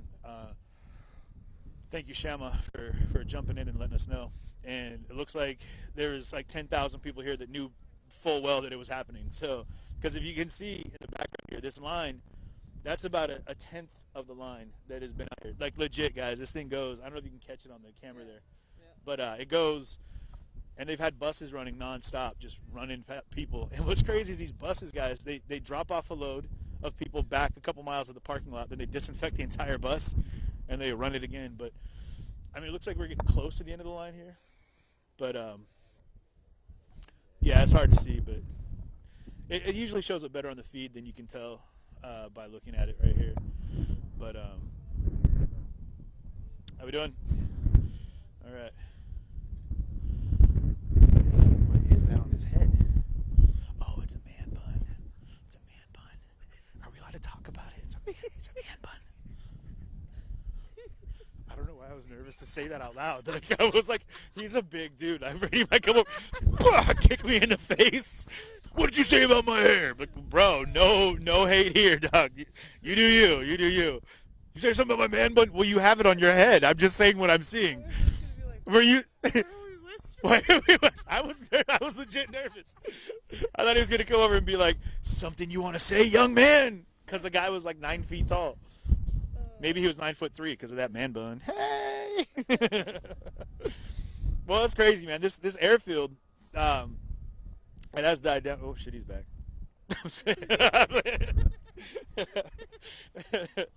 It has died down quite a bit. I'm glad we came over, guys. I was kind of hesitant because I didn't really want to just walk around and interview people. I was hoping to catch what Trump had to say, and I'm curious because I'm curious personally. I'm very curious. I'll make sure I'm not hitting my mic over here.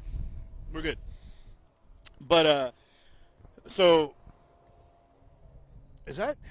Is that Air Force One right there, or is that like the? Oh, that's probably like his people's plane or something like that. It could be that helicopter that was flying around earlier, like the lookout. Well, they don't have. I'm sure there are not many planes taking off, or maybe that's like they're finally letting planes take off now that he's out of the airspace. I don't know. It's wild for me. Like, it was cool. That little girl just wanted to see the president. Then you have a lot. Like, there was a ton of people that, as we drove in, they were just parked on the sides of the roads, like for miles around. They just wanted to like wave at the plane. Like, I guess you take for granted that, like, you know, that is, you know, no matter how much you may or like or dislike them, like that is someone that, you know, like the most powerful man on the planet. So I remember meeting Bill Clinton actually and Hillary Clinton out in Yelm, Washington once, and it was an interesting situation because we were in Yelm Park and he was doing like a back roads tour for his second. I can't even remember which one it was, but he drove through and like. I had cut underneath, like how they have these barricades. I had cut underneath the barricade, or bobbed underneath one of the things, and I was like cutting up along the side of the lines by where everyone was lined up, and everyone's kind of like, "Oh, dude, what are you doing?" You know. And I was probably like 14, 13 at the time, and no, I was like 15 because I took my photography class. I had my camera with me, and so I ducked. I got up to the front, and then I see all the Secret Service guys coming out at me, and I was like, "Oh no, this is a bad move on my part." So like I ducked back under the line. But some guy came running up behind me, and he had like a manila envelope in his hand, and he was like, "You have to see this!" And he was like, you know, on that trip, and so they went right past me and just demolished this guy. I'm talking like it was like, you know, like it was like the Chicago Bears like defensive line just. I did that because of Chicago, and we're in that area, so shout outs. Look at that. Anyway, yeah, but they tackled the guy. But so I got to the very front, and Bill Clinton was just walking off. And I was like, "Bill!" He like turned around and looked, and I just waved, and he was like, "Oh, come on back." So he came back and shook my hand, and I shook Hillary's hand, and then like I stood in between them, and I did a selfie with like an old school 35 millimeter camera with like, you know, like the old wind and reel. I'm all like the disposables. no, this is before that. I'm talking like the old school, like open it up, put the film in, wind it. Like I was in a photography class, and so I did that, and I'm all like, click, and that's why I had this super cool picture that somehow disappeared. And Mr. Jansen's, if you're watching this, Yelm High School Photography, I know you stole my photos because somehow a picture that had just Bill Clinton ended up on the front of the newspaper that happened to be the same angle as the one I took, but my face was cropped out of it. So not cool, bro. Not cool. Also, I didn't hold the door for Jeremy Mungaro so they could change grades in the computer. That wasn't me. Just so you know. It was Seb Didi. Seb Didi did it. Not that I'm saying names, but Seb Didi. Check the records. It was Zeb Didi. Nah, that was cool though. That was so I got to meet a president, which was awesome, you know, and it's pretty intense. But hey, if anybody knows in the comments, like if you're following Biden's tour at all, like because I know usually like where Trump and like, Biden, they're always going to be really close to each other, especially in this Wisconsin area. Over the course of the next like 6 days while I'm out in the area. Please let me know because I'm definitely I'd definitely like to go and cover a Biden rally as well. Tell me that cop out there doesn't look like he just had like a rave or something. He's out there. He's got like it's an EDM festival out in the streets.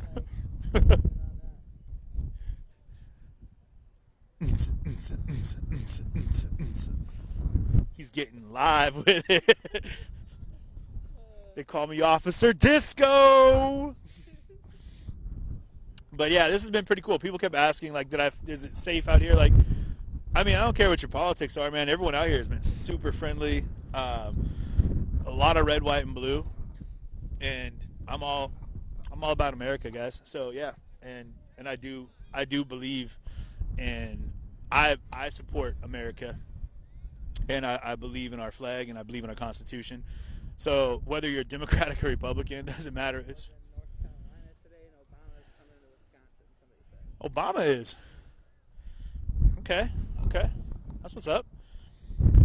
But it's fun to see, like, you know, the variations of red, whites, and blues. They've got, like, onesies. We saw a guy in a shark onesie. Don't know how that applied. Yeah, they had, like, matching onesies. They were, like, shark onesies. All right, you know, 2020, huh? 2020, keeping it live. Hey, at least they were warm. At least they were warm. I bet those were real warm. Yeah. Hey, you know what? I'm gonna show this again. So this is like one of those things that we got from people, which was it's a voter guide. So they're talking about. Can you get that bottom part there? Yeah, I just wanted to get the glare off of it. Yeah. So maybe take a screenshot. These are little things that honestly I think that if you're not like full on following the politics, which is wild because maybe take a screenshot, take a look at it, whatever. And there's some resource on. I don't know again if this is slided. I mean, because we are at a Trump rally, if it's going to be more geared towards one way or the other. But what's interesting to me is that I haven't met you don't meet a lot of people that are on the fence. You know what I mean? You know what I'm talking about, right? Like people that are like, well, I'm not sure how I feel. You know, that little girl was the only one. I loved it. She was like, I don't know. It was a good answer. Like, it's cool to not know. It's really cool to not know because then you're still curious and you want to find out. You're trying to learn. And I know this is a rally and not like a debate. And I think that it's wild for me to, because even the people I talked to after like the first debate, everyone was like, they just wanted to see Trump like whip up on Joe Biden. And then everyone's like, no, we want to see Joe Biden like stand up to Trump. And it wasn't like I want to see because I really want to learn how they feel. And again, that's if anyone watched the first debate, it's because. Somebody just asked, did anything change any preconceived notions about President Trump or Trump supporters? Did for me? Somebody just said, CJ, did anything change? Hang on a second, I gotta go back. Oh man, I don't know what it said. Change for preconceived. Okay, so basically, I think someone's asking if anything from this changed any of my preconceived notions of Trump or Trump supporters, and no, not at all. I didn't hear what he had to say really. And again, with the rallies, it's more like a rah-rah thing, but. What more for the rally is the people, and it's good to hear people's views out here. And so far, the right, I mean, I'm going to try to maintain that balance, walking down the middle. But everyone on the right's been super friendly, you know what I mean? And I haven't had a chance, which is too bad because this is the first real big rally that I've gone to do any kind of, interactive coverage. But I would definitely love to go to a Democratic we were hoping. Before with Andrew and I, and the original squad with like Ian and everybody, we were planning on doing the trip was to go through the DNC in Milwaukee, but then that kind of fell apart for the Democratic National Convention. So I was really excited to do that. We ended up in Milwaukee, but nothing was going on. Everything because of COVID kind of fell apart. So that being said, I don't know why, but I think that it's funny because people would assume that there's going to be like this, like, I had someone talk to me. They're like, yeah, I'm sure Democratic Party, there's a bunch of people in like Blacklock, like all, and then that the A word comes up a lot,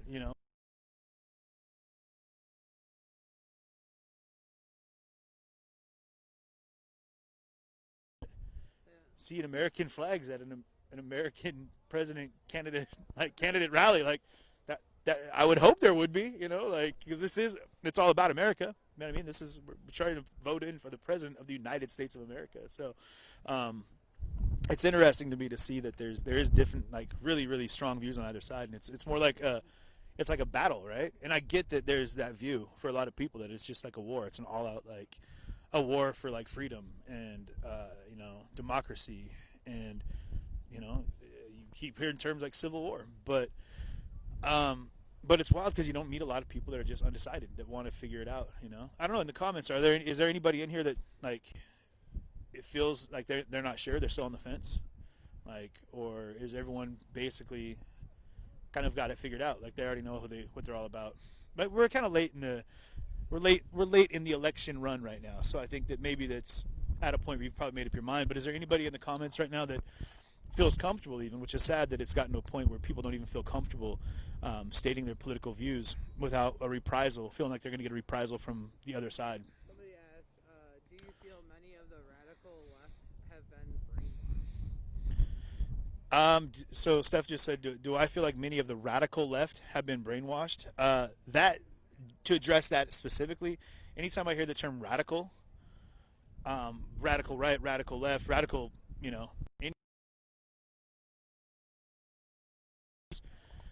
such a level of extremity that there's no like base of understanding I think you've gone so far that there's nothing that's going to tell you anything otherwise.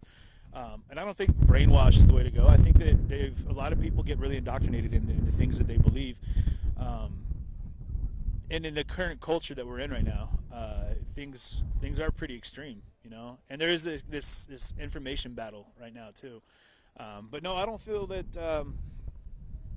I'm going to take the word radical out of it. I don't feel that people on the left have been brainwashed. I don't feel like people on the right have been brainwashed. I think people are running really hot right now, though, you know, like really hot.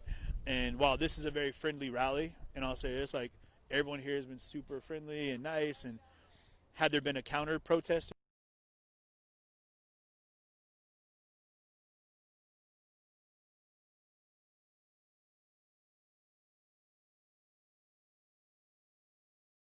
on the Republican platform, and it's like, you know, and you hear that a lot of, like, it's like pro-Trump or F you type thing, you know. So no, I don't feel like they've been brainwashed. There's been a couple people in the chat that said, yeah, they're on both sides. They're Okay. undecided yet. Cool. So Steph just said there are some people that have popped up in the chat, and I'm sure you guys can see it, where I can't. They're kind of on the fence right now. They're not sure which way to go. Or then there's, you know, that third option too, and you know there are other options, you know. But I think people are. It was interesting to hear that kid, what he said when he was like, you know, I changed my voter registration to Wisconsin because I feel like it'll have more of an impact than California, because California, as he said, was a shit show, as he worded it. And that goes back to say, like, and that's when I was asking if they felt like their votes counted, you know. And I know that's something that my mom was big on when I was young, you know. She was, you got to do it at the electoral college, you know, and I had no clue what she was talking about. But and that's just it's another pool to jump into. But I am always curious, because they had that big movement back, I mean, years ago, when they were talking about rock the vote. Do you remember that at all? Yep. And it was like Puff Daddy and all these big, like, celebrity icons were like rock the vote. They wanted to get a lot of music artists were like talking about rocking the vote. And you don't see that anymore. You don't, for whatever reason. You see, like, you know, I was joking, but I think that Dwayne The Rock Johnson is actually talking about running for president in 2024, something like that. But you don't see a lot of this, like, push for young individuals. And one thing that I did hear from two different groups of college kids was that the only push they see at their college is from the Democratic Party. Like, that's the only real, like, push for voter awareness. They're asking for us to talk to some more people in the line. If you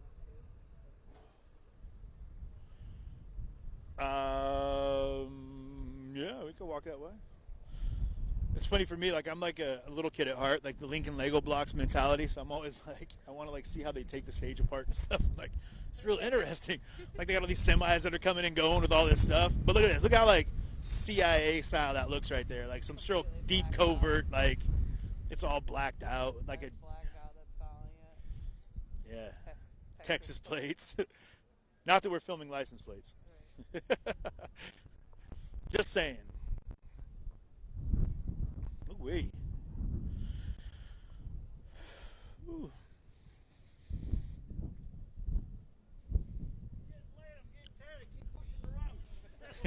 How you doing, boss? That don't work. Told you. Not you. I was talking to these two right here. Good stuff. How y'all doing? How's everybody doing? Yeah? My back hurts really. Well, take a seat then. Take a load off. Are you a reporter? I am an independent journalist, yes. Ugh. Don't worry, the camera's all the way out there. You just look like you're ready to go home and take a nice warm bath. I'd offer you something, but I don't. Here, I'll tell you what.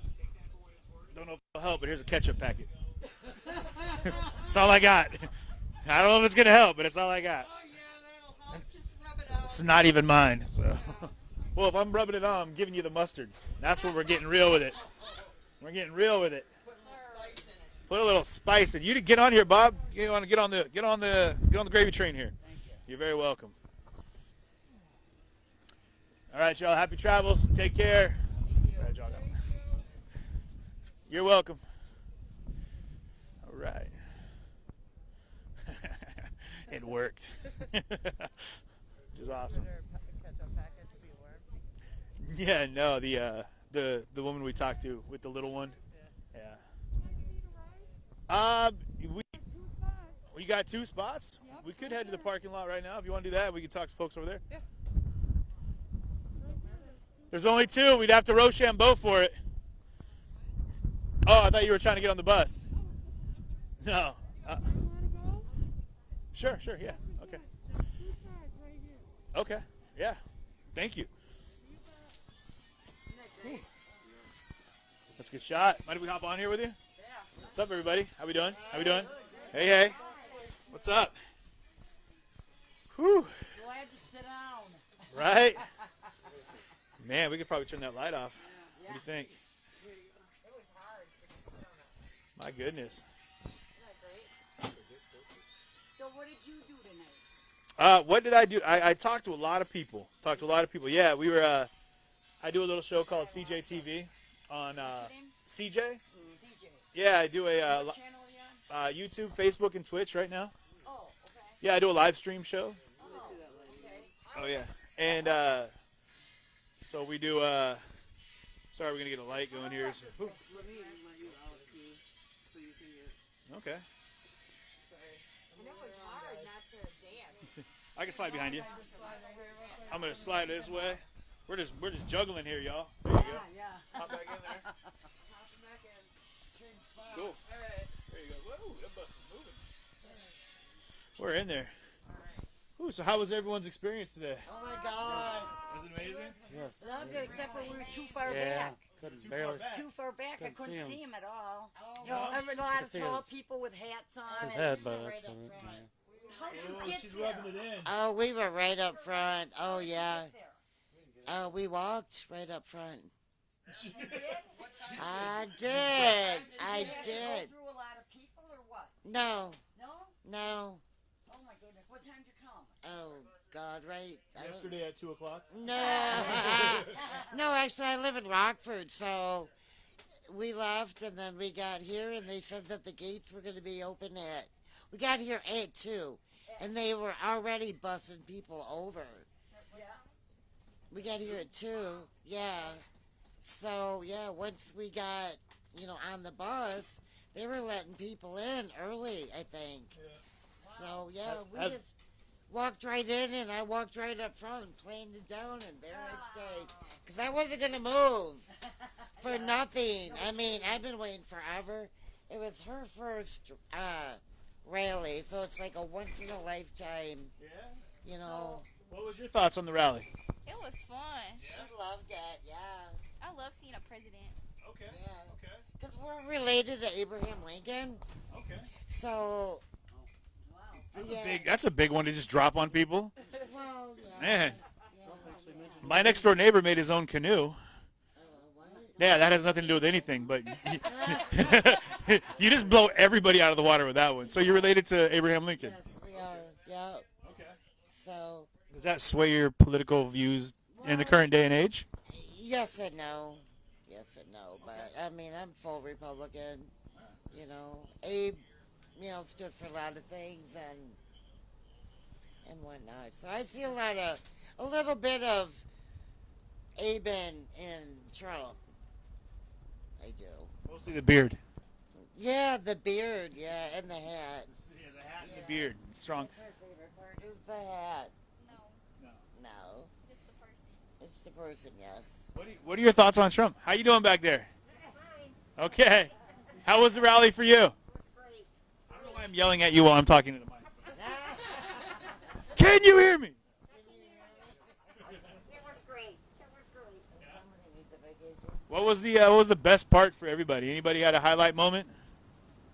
The beginning of the beginning of it, where they had the prayer and then they sang, the songs and stuff, and that part, I really thought was. Who prayed?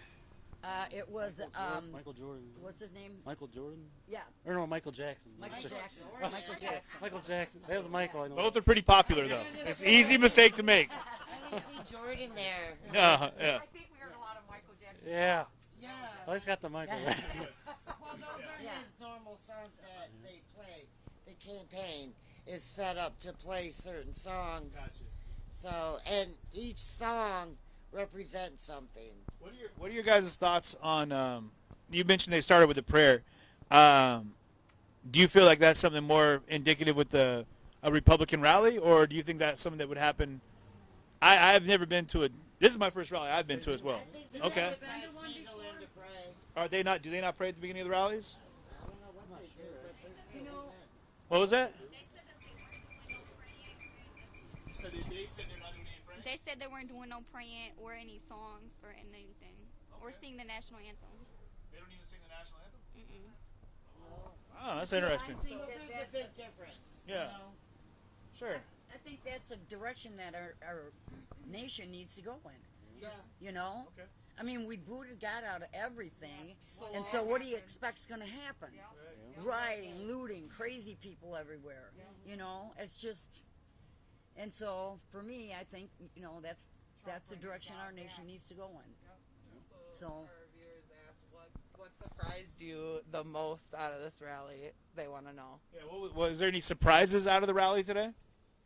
That lot of what? Was there any surprises that came from the rally today? One of our local boys from Rockford, Mark Kern, was there tonight with Trump. So I was like, I voted for you. Local politician. Okay. Really loud. I voted for you. Yeah. Do you feel? In my yard too. Okay. Because someone had asked, is there any one thing? And this is, you got to be open about this one.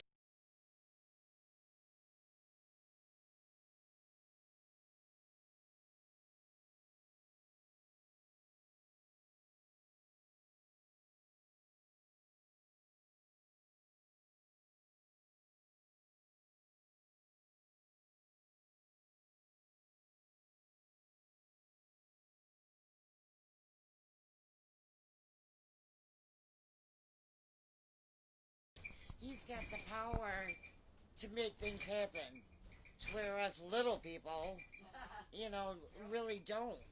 Keep us working, not shut this economy down. We want to get You stronger. can fill out all kinds of requests to to get this to happen and get that to happen, and put a lockbox on Social Security, and it's all stuff that's a no-brainer that should have been done years ago, and they're still talking about it. It's like, get it done. You feel like Trump is making that happen? Oh yeah, he's making a lot of things happen, more than Obama or anybody. Probably more than that's been disclosed, like behind the scenes stuff that, some things that we don't hear about.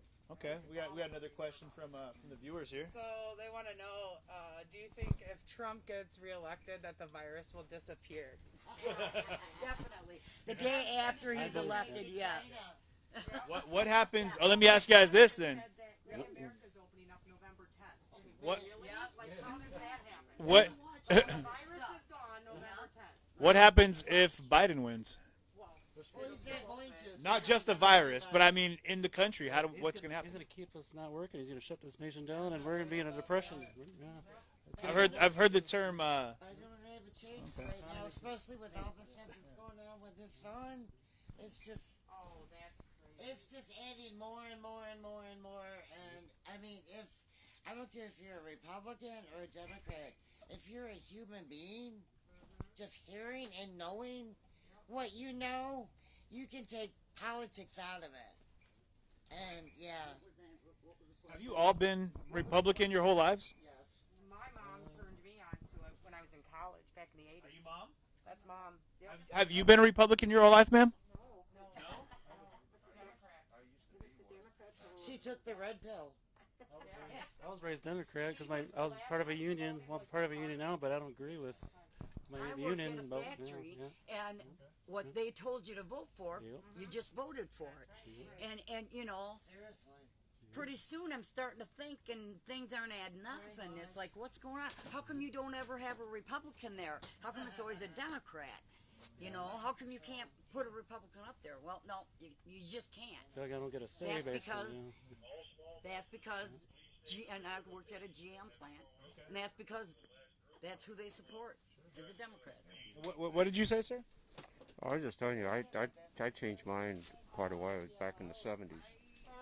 You went from. He was in the service. Okay, you were in the service. I was in Democrats, and that was the last one I did. Ever whistle there. Disconnected back there? I just realized it was. Was that? It wasn't going to work. Wasn't gonna work. Yep. CJ TV. I could see it going.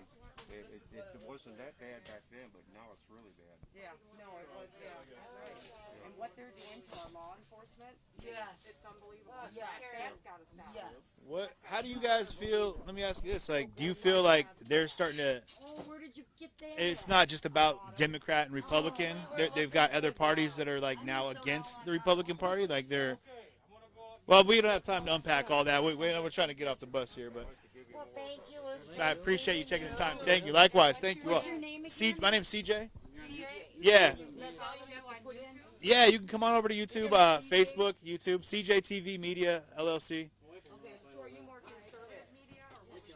I'm 100% unbiased. I walk right down the middle of the line, just letting everybody make those choices for themselves. So I'm just excited to see. Not pushing and shoving and cramming. No. To do their own research. Exactly. Really? I'm all, Because help the youth get informed. My girls are 20, and it's just getting them informed. It's been tough. So we were talking to a lot of college kids today. And we, would be great. Yeah. I have a 15-year-old and a 12-year-old. They are Republicans in training. Yeah, mine are too. Mine are too. And they she still hear it, she you know. has been told from day one, a couple, 2-3 years ago, do your own research. Don't take my word for it. what do you mean by Republican in training? Just do your own research. Yeah, do your own research.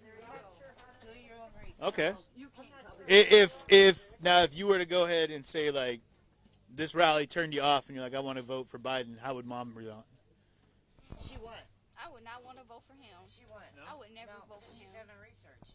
Now, if she turned Democrat Okay. and say she's a Democrat now, she still would not vote for Biden. Okay. Interesting. Anybody in the right mind wouldn't vote for Biden. So you guys are saying it's not just about Republican, Democrat. You're saying that you just really don't feel that Biden does what needs to happen for the country. Moral, family value, principles. I would not have that man or the Clintons or the Obamas or any of the Bidens sit at my dinner table. Really? Yes. To do abortion, right late term when she's giving birth, to abort a baby, how sick is that? You know, I mean, stop and think about it. That's a horrible thing to do. That's heavy. That's heavy. Yeah. And so, and you're for it? No, I don't think so. You're for it? No, I'm not. Right. Okay. It's about being a human being is what it comes down to. You got morals, you got values. Do you want to instill that into, your children, your grandchildren, and have them carry that down, generations and generations? Sure. No. Would not do it. I appreciate you sharing that with me. Thank you very much. I'm gonna get out of everyone's way here because I feel like I'm blocking I'm impeding traffic right now. Yeah. So you were in the service, sir. You said that, yeah? Back in the 70s. And you said that you were a Democrat back then. You voted Democratic. So, can I ask you real quick, because that does intrigue me. What happened then that changed your views? Changed everything. Changed what I was doing, the stuff I was, what kind of work I had. Was there something that happened, or was it a certain candidate that came into the center light for you that had you change your views, or?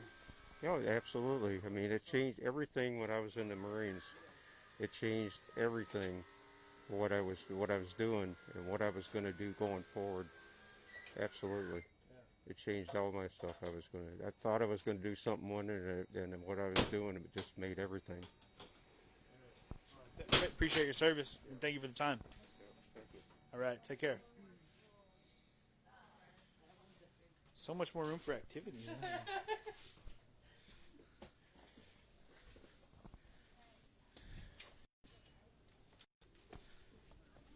No yelling on the bus. It's clear. She's clear. You too. Take care. All right. Right back where we started. Yeah. It's been an informative couple hours. No jokes. A timestamp. Where we at, guys? Anybody? 2:23. It's only been 2.5 hours. Surprising. Feels like a lot longer. So this is like all guys. So we talked to some folks here. This is what I was mentioning earlier, that they had some people that had been traveling around to like following the the rallies. And this is like all merch tables here. So there's a lot of that. Then all the flags and whatnot. And Dorito chips. And I know that dude's holding out on my Cheez-Its because I saw him in the back of his basket. How you doing, boss? All good, man. All right. All right. He looked over me when I did that. I was like, I was talking about the Cheez-Its, man. Talking about the Cheez-Its. Anyway. Oh, good looking. Thank you. How we doing?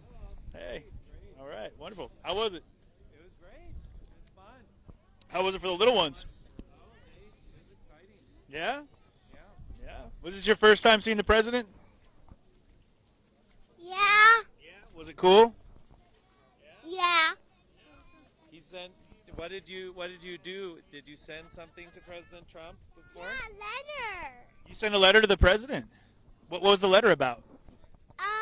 It was saying that it was good. He was good because he didn't wear a mask.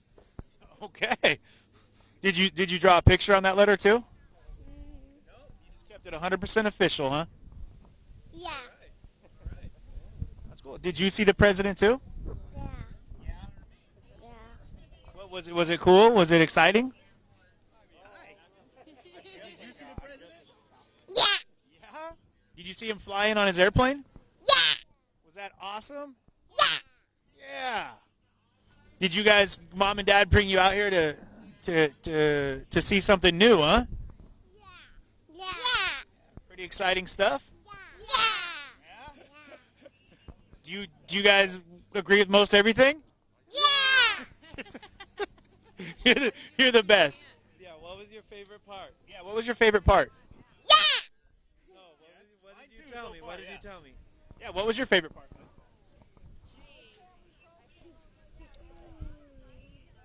You were saying. Saying 4 more years and 8 more years and 16 more years. That's a lot of math. Do you know why they're saying that? No. You just like the chant? It's because the president, when he's in the office, he runs for 4 years, like Donald Trump has right now, and then they have to vote again, and then he can run for another 4 years. That's what they're saying, 4 more years. That's what they were talking about. Interesting, huh? Are you going to vote when you get older? Yeah. Yeah. Yeah. What about you? Yeah. We were on that one. Well, that's awesome. Thanks for talking to me. I appreciate it. All right, y'all. Take care. Enjoy. All right.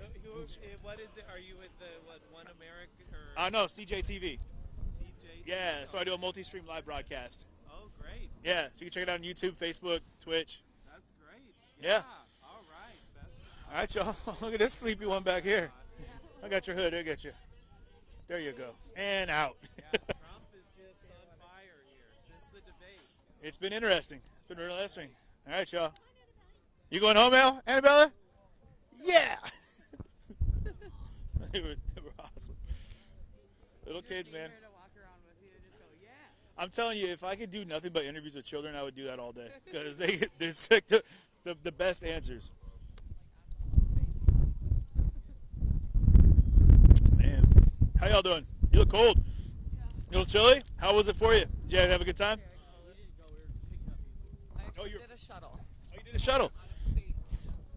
People that wanted to come to the rally, From out of state? How far did you drive? they came from Iowa. I actually met them having lunch, and they were going to do an Uber. And instead of them doing the Uber that was going to charge them an arm and a leg, I volunteered to bring them out here and pick them back up when they were done. How many people? 3 people are going to Uber from Iowa? How far, I mean, how many hours is that away? Iowa itself, it's only... Well, I mean, from where they were. Hour and a half. Oh, They were in Janesville. They drove from Iowa to Janesville. I went to Tazbags to have lunch after my work shift today, and ran into them. They were talking about taking an Uber from the hotel to here. It was going to cost them over $50 just one trip. So I was like, I'll do it. That's fine. So I brought them down here. So I'm just waiting for them so I can Uber them back over to their house. Did you not go into the rally at all then? You guys been hanging out here for the last couple hours? No, not hours. We just got here to pick them up. Oh, you left and came back. Okay. Would you have wanted to go into the rally? I would have. Yeah. It was too cold for me. That's pretty chilly. What about you, boss? I would have liked to because my dad is like a big Trump supporter. Okay. Are you? Yeah. Okay. What about you? What are your thoughts right now? I don't know. People are crazy, man. People are crazy, man. Phone's that you are dead on spot with that one. People are acting real crazy in the world right now. How do you feel like? Tell me about the craziness. What kind of stuff are you seeing? I don't know. There's a lot of riot going on, and I just don't think it's appropriate for this situation. People take politics way too far, and people at my school are trying to fight each other over who should be in office, and I don't think it. I think people my age should just live their life and then worry about politics when they're older. So you got people that are actually like physically fighting each other over politics in your school. And how old are you? 14. So it's like a junior high. You're in this high school now? Freshman. Oh man, that's a big one. It's a big one. So you're seeing politics in your school right now. Is it just kids that are kind of saying things, or is it like, are there classes that you're taking, like political science classes in high school right now, or social studies where they're talking about it? It's just kids that are saying something. Because someone tried to fight my sister because my dad had like a Trump flag and stuff outside my house. So she was trying to fight my sister, but she didn't say anything to my family because she knows that she doesn't mess with us. You got to rep for your family, man. My family knows what's up. We're in the same boat. Same boat, yeah. So that's hey. So it's intriguing to me. What do you think, man, from a 14-year-old's perspective? What needs to change? Like, what do we need to change to make things better? The war. We need to create peace, and there's too much war in the world. Yeah, that was my fault. Yeah. Make allies. That's basically all we need to do, is make allies with all the countries. Do you feel, and this is something I like to ask people your age, like, do you feel your voice is heard? Not really, I guess. They don't really pay attention to minors. You said they wouldn't pay attention to you anyways? Oh, to minors. Oh, okay. So he feels like minors don't matter. No, minors don't get a say. Minors don't get a say. Do you feel like there's things that you would like to say? I'm not saying you need to say it right now, but do you feel like there's things inside of you that you would like to get out that just otherwise isn't going to be heard? Not really, I guess. You kind of made it clear you be young and live your life type thing. Right? Yeah. You feel like you're getting yourself kind of ready for politics later on, or? I mean, I have like a mindset of what I would do, but like I'm not going to focus on it until I turn 18. Is all of what you're seeing with like the chaos is it kind of turning you off to politics a little bit? Yeah, kind of. Yeah. I understand that one. Man, what kind of platforms do you feel like you're best able to express yourselves on? I mean, social platforms or? Facebook, I guess. A lot of people will have politics on Facebook, and if you want to post something, it'll get like a lot of shares, I guess. Shout out Facebook. Let's keep it running. Keep it running. I get you saying. That's great. Do you feel like your kids? Have you always kind of encouraged them to speak their piece and to? I've always taught my kids to speak their mind. I've always taught my kids to stand up for themselves and stand up for what they believe in. I don't know so much with him because he's at that age where he just doesn't really care, but my 13-year-old has actually lost a lot of friends due to her views on the politics that are going on right now, because she's pro-Trump and a lot of her friends are not, so she's actually lost a lot of friends. At 13, she's losing friends because she thinks Trump is a good choice for president. Correct. And so she's got friends, like you've seen these kids that are just like, we're not going to hang out with you anymore because social media platforms, don't talk to her anymore, don't want anything to do with her anymore because she's a Trump supporter. That can't have another 13-year-old's view. You know, there's no way that you could say, hey, I like this. I mean, do you think that she really understands what that means for why do you think she understands why they feel so strongly against her views? I don't think she understands. I don't think any of our kids really know exactly in depth of everything of the different sides and how things are going to go or whatever, because they are young. They do need to be children. I think a lot of the issues that we have going on are parents. Parents are pushing their beliefs on their children, and children need to form their own. They're gonna go whatever route that they need to go. That's what we're supposed to do as parents. Yeah. Does that make sense? I've always been told you instill good morals and value and give them a true North Star and then let them travel their path. Yeah. You feel like that's what you're doing right now? You're just, like you said, you can appreciate what your dad's and your mother's beliefs are and views, and that goes with you because that's how it should be. That's what a family does, is you bring home value and ethics to each other, right? Yeah, I guess. Yeah, so it's a lot to think about. I get it. I get it, man. That's great. Well, I appreciate you guys taking the time to talk to me. Thank you. Yeah, absolutely. Take care, you guys. Be good. And thanks for doing what you're doing. Like, what's that? I said thanks because I watch you all the time. Oh, wow. Okay. That's awesome. Well, thank you. I'm glad you know what we're doing then. I had someone ask me, like, well, what side are you for? And I'm like, that's not what I do. It's not what I do. Not what I do. All right, y'all. Take care. Okay. We can just run it till it rocks out. I'm not sure. Man, that's really cool. So they just, like, legit just drove folks in. Like how we were, like, stuck. 'Cause that's why we didn't get into the event, guys, was because we were circling this multi-mile radius here trying to figure out how to get, like, to the parking lot even. We got taken the wrong way, and then we got to this one. We didn't even park in this lot, actually. We parked on the street out here by this wedding on the other side of that, like down the road. And on the highway, yeah. And it was one of those wink things. The guy's like, I'm not telling you what you can do or what you can't do, but you might want to park across the street. I'm not saying you can or you can't. But it was very much a nod, wink situation. But, man, all I can think about is Andrew Dice Clay every time I see that, like, USA, like, leather jacket. Hey, forget about it. Huh? Actually, that was Rodney Dangerfield I'm thinking of. I get no respect. But I'm thinking of Andrew Dice Clay. What was Andrew Dice Clay's thing? What would he say? Can't quite recall. Anyway, man, I thought she was wearing a beach towel. I was like, what are you doing? Are you crazy, lady? It's freezing out here. But any other questions people are getting? Man, there's so much. I mean, I got to say, guys, like, there's so much, like, work with young people. Not work. Like, I don't feel like I'm not an educator by any stretch of the imagination. I have nothing but the utmost respect for anybody in the education world that's able to, especially in this day and age, in this climate, be able to maintain their ability to to teach a lesson with the way that the structure is right now. I would hope that, you know, they get a lot more credit. They deserve more credit than I think they get. But I'm super intrigued by our young people and the things that they think and the things that they're being taught and the things that are kind of indoctrinated into them at such a young age. But it's interesting, and I really hope. So we're at the tail end. We're in Janesville, Minnesota, Wisconsin. Guys, I've been in 3 different states today, so I apologize. I get a little confused. 3? Yeah, 3. No? Yes, 2? No. Within the last 24 hours, I've been through 3. So we're in Janesville, Wisconsin, just outside of the airport here, and they had a pretty massive Trump rally here, actually, and we found out about it last minute. So I've never been to a rally for either side, you know, Trump or Biden. So I was really excited to come down and kind of take a look. So Steph here was awesome. Was like, yo, if you want to go, let's roll. So hopped in the car and we drove about an hour and a half, 45 minutes down here. And then we circled the block like a couple of idiots, just trying to figure out where we're supposed to go and what we're supposed to do.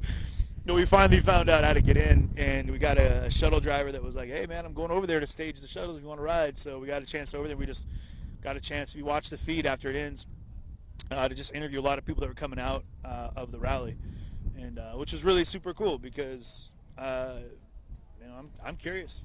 And I'm going to make it clear, guys, like I said, I'm on an educational journey with everything I do. That being said, I'm just happy that anybody wants to go along for the ride with me. But like they asked on the bus, like my job is to just walk right down the middle, you know, because that's where I exist, man. I just want to know what's up, like, from both sides. But I got to tell you, what I was just thinking about was how crazy it is to hear 13 and 14-year-old kids like physically fighting each other over political views. That blows my mind. I couldn't have told you what a Republican or Democrat was when I was 14 years old. Somebody actually has asked the youth where they get their info from and do they look at both sides. And that's what we were just talking about here was what she was saying was that she encourages her children to do their research. Do your research, you know. Granted, at a young age, you're going to be influenced, you know, 85-90% of what you feel, what you believe is going to come from your parents. And as it should be, right? As it should be at that age. You should be getting your tutelage and your information resource. It just should be, I would hope that the resourcing is coming from a place of education and not from like a bias because, you know, this is what I'm all about. I would hope that it's like, well, hopefully you can figure out what you're all about, you know. Just encourage kids to believe and think for themselves, you know. But like I said, instill good moral and value. I'm not telling parents how to parent. Don't get me wrong on that. I'm not doing that. I'm just saying that I think that all these little euphemisms that have come through, but one was like give children the best gifts you can give children are deep roots and strong wings, and I think that's powerfully driven in the direction that I would like in the hope that I have children in the future at some point. The things that I would instill in them, like she said, like you rep for your family. I thought that was awesome. It gave me goosebumps. I'm like, good for you, kid. He was like, but no one's gonna say anything to our family because they know that we're like a rider family. Like you're not gonna mess with our family. And I'm like, good family, man. Maintain that core. Like I know my sister, my brother, my mom, like we all my cousins, everyone, we're tight. We run tight. We run deep because you got to. You know what I mean? My mom, man, growing up, friends come and go, family's forever, and I was always like, shut up, you're crazy, lady. What are you talking about? My friends are the best. Until the next year, and you end up going to different schools, and you never talk to them again. What up, Jesse Pence? I miss you, dog. 6th grade. What happened? But but it's true. You got to hold tight to your family. I think one of the things I was hearing today was that Trump was talking a lot. Some people were saying that he pushes for family, and he's all about the family unit. So that was interesting, because that's not something that I've heard talked about at all with either side. So, me personally, I'm not saying that's not something they haven't been saying, but oh my goodness, guys, it is just like straight up like breezy. I got my arm like in between my bag because it's like warm right here. Just finding little pockets of heat. Somehow I lost the hood to my sweater back here. Oh, there it is. Whew. There you go. Ah, the neck. No wonder.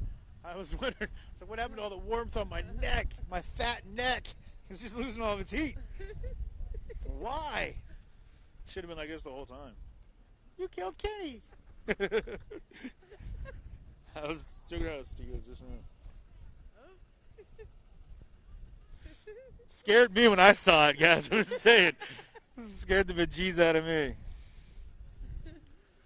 I gotta say, it was cool getting a lot of love from folks here, though. Like that, people that knew, they were asking, like some of the questions people asked were like, "Do you feel safe in the crowd?" And what's the general like the vibe? And I was like, man, everyone here has been so incredibly friendly. So I would imagine that any rally, though, and I said this already, is going to be like that, though. So again, if you guys want to DM, if you know of any Democratic Party rallies that are happening, Biden or otherwise, hello.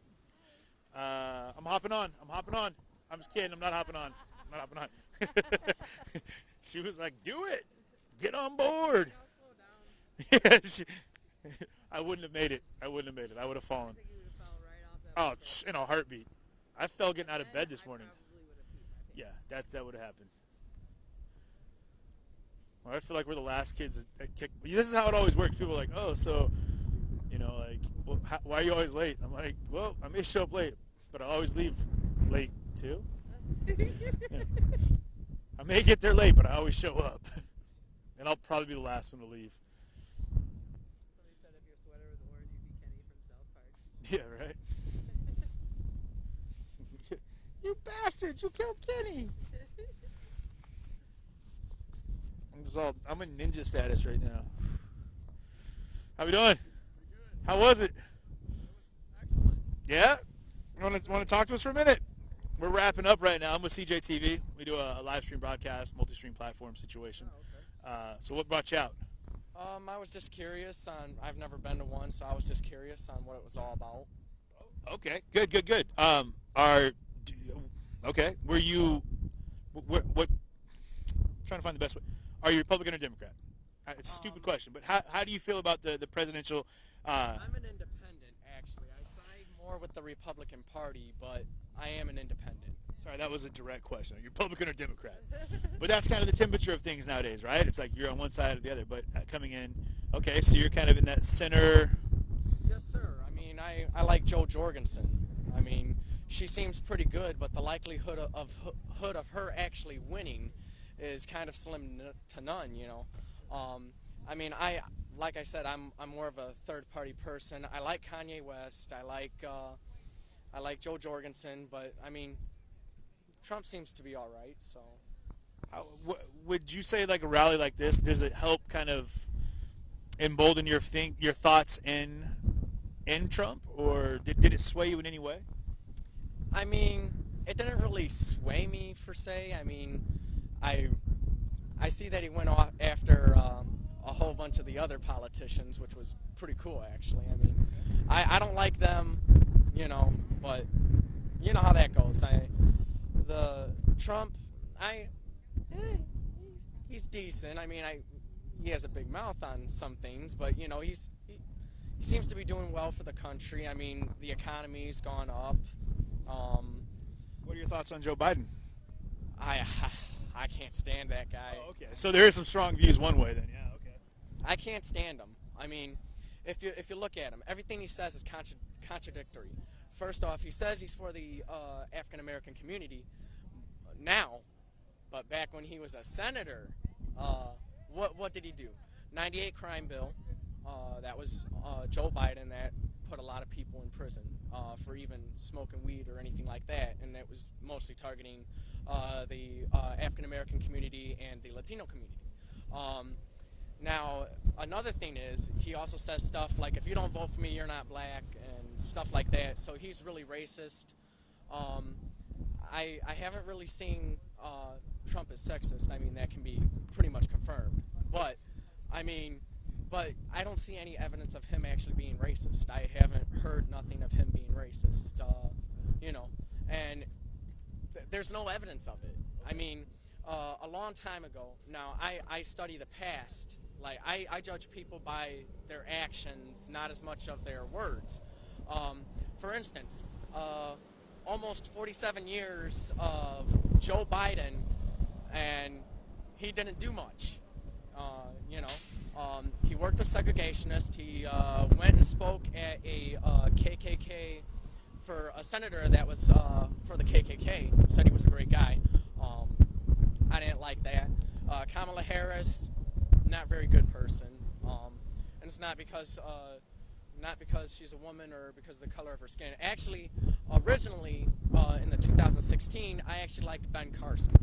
He would have been my #1 pick that I would have to go for because, like I said, the likelihood of independents getting in is very, very slim.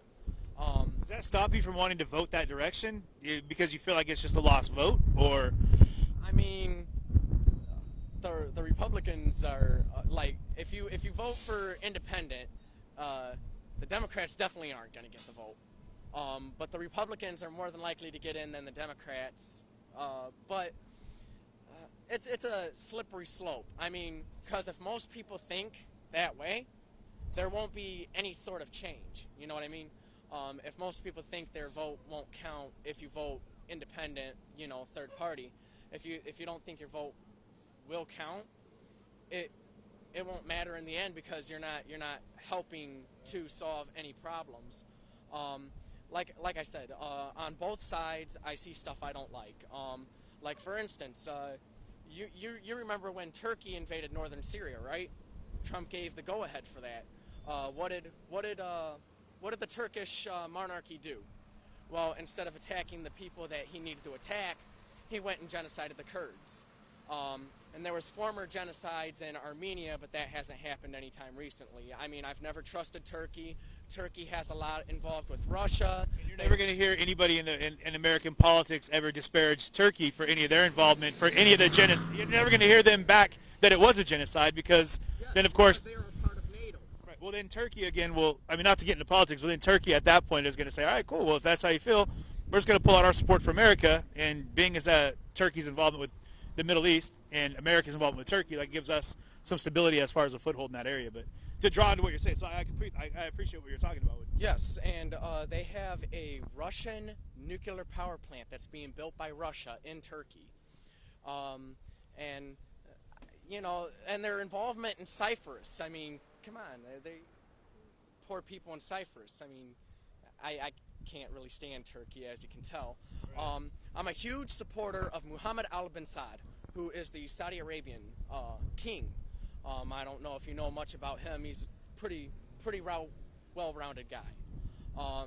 United Arab Emirates, I like their leader, Mr. Khalifa. He's really good. Leader of Oman, really good country.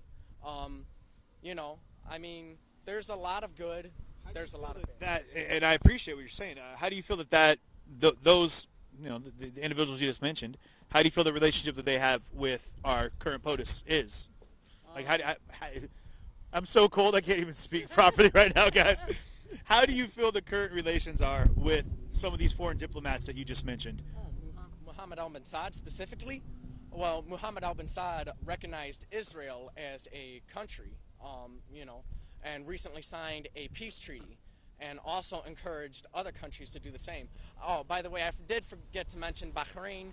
Bahrain is another country which actually they have a Jewish senator to the United States, which is unheard of for the Arab world, or any country that happens to have a large Islamic population. And another thing that the left and the right does, now this is why I'm independent, like they take everything out of context and everything else. The media's the worst. No offense to you guys, but like I'm an independent journalist. So the media, they sway all these people against each other. One minute they're for the Muslims. They care about them. They care about the Middle Eastern population. Next minute they're bad mouthing them every chance they get. You know what I mean? You can see where I'm going with it. I do, yeah. And that's another problem, is because most people associate all of that with that religion, when in reality it's certain people that do that. Like, for instance, the KKK does not represent Christianity, even though they read the Bible, claim they're Christians, and in the Bible, I forget what verse it is, offhand, of course. It says in the Bible, the beast of the field. Okay, well, they interpret that as someone with a darker skin complexion, instead of an oxen. And then you have parts in the Quran where, it talks about, like, struggles and everything else, and talks about certain things. And another thing, they bash Muhammad for being with an underage girl, but at that point in time, that was really common. If you look in the Bible, there was plenty of people in the Bible that these really quote-unquote great prophets that have done the same thing. But the main thing is that since it involves religion, if you don't like the other person's religion, you try to point out every little thing about that other religion, instead of actually getting to know all your facts before you start bad-mouthing it. And actually, in reality, the Jews and the Muslims have a lot in common. And same thing with Christianity. The only thing that separates Christianity from Islam and Judaism is the fact that Christians eat whatever they want. I mean, with the pork and stuff like that. The Jews and the Muslims, in Islam it's called, in Arabic it's called halal, which means, it's clean. Pigs and stuff like that is not clean. In Judaism, it is called kosher. So that's the Hebrew word for it. I'm getting a little bit off track here, but that's you're like very knowledge. You're very knowledge. That's like the same equivalent. So they're very similar, but at the same time, there's different subsects of it. You got Pentecostal, you got Catholicism, you have Mormons, you have all these different types of Christianities. Same thing with Judaism. You have the original Jews. I forget what they're called offhand. We call them the OJs, the original Jews. Maybe, I don't know. But it was a late laugh, but we got one. There's they wear the hats. Oh, the Hasidic Jews. Yes. Yeah. I couldn't think of the name offhand. I'm with you, bud. But then you also have a different group of Jews which don't wear all of that, and they're not as strict with certain things. So they have different groups of Jews as well. And then with the Islam, Sunni, Shiite, Bia, Kafiti, all of these other, they don't represent everyone. Right. Like, for instance, I'm gonna be calling people out. About to call some people out, y'all. With Omar, she's not a true Muslim. You can tell by her actions and what she says. For instance, if you're going to have an affair with a guy that is married, and you're already married and everything else, plus incest in Christianity and Islam and Judaism is wrong. What'd she do? She married her own brother for him to gain citizenship to the United States, which is wrong. And Omar talks bad and says like a whole bunch of stuff about Judaism and Christianity without acknowledging the fact that she's done some pretty bad things as well. And with Omar, she bashes all these different people, like the Jews and everything. She bashes them and saying similar things that Adolf Hitler said. Oh, okay. You know, like they shouldn't, you know, have their own place or anything like that. Sure. Which I get in a lot of trouble for things I say. I tend to get that same response, bud. So it's all right. It's all right. But let me pull you back in, because I feel like you got a range of knowledge that I don't think a lot of people are ready for right now. Not because everyone here, but I'm just saying based off today, there's been a lot of focus on America right now. So, and also we're about to die. Our battery's about to die.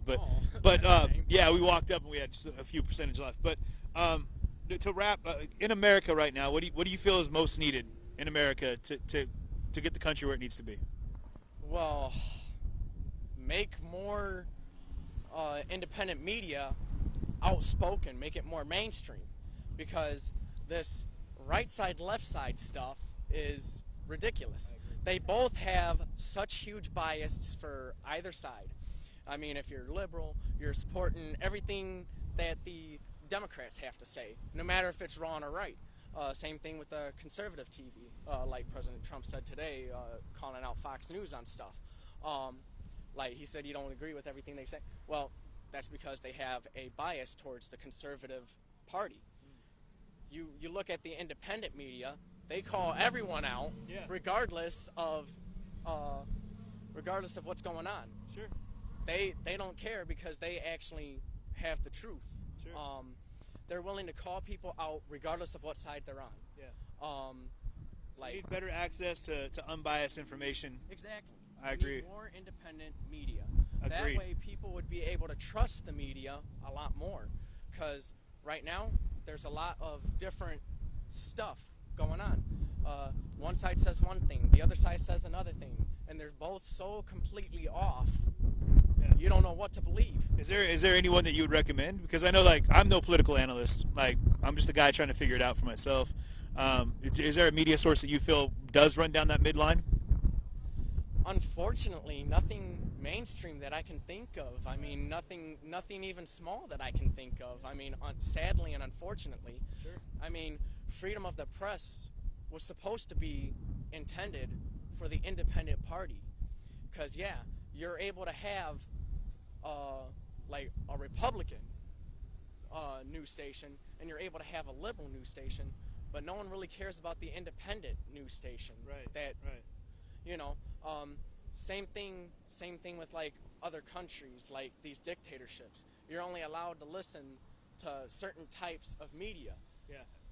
Other side puts out certain types of media. Like you have like rebels saying that the government's super terrible and then saying all these other different things. Then you have the government saying all of these different things. Sure. But if you have someone independent, they're able to point out all the bad sides of this person, Right. all the bad stuff that this person's doing. Right. I appreciate that. Man, I got to tell you, we got to get going. But what was your name? Donald. Donald. It's a pleasure meeting you, Donald. Oh, man. You've been incredibly informative, and I appreciate you taking the time to talk to us, man. Hey, no problem. Yeah. Thank you for everything you're doing, and you know. I loved your conversation. I said that you're super knowledgeable. Yeah. Hey, that's the only way that you are able to do anything is by being super knowledgeable. Because the less knowledge you have, the more people are able to steer you to the way that they want you to be, regardless of if they're right or wrong, or if they think they're right. You know, there's a fine line. I mean, some people think they're right, but in reality, they're wrong.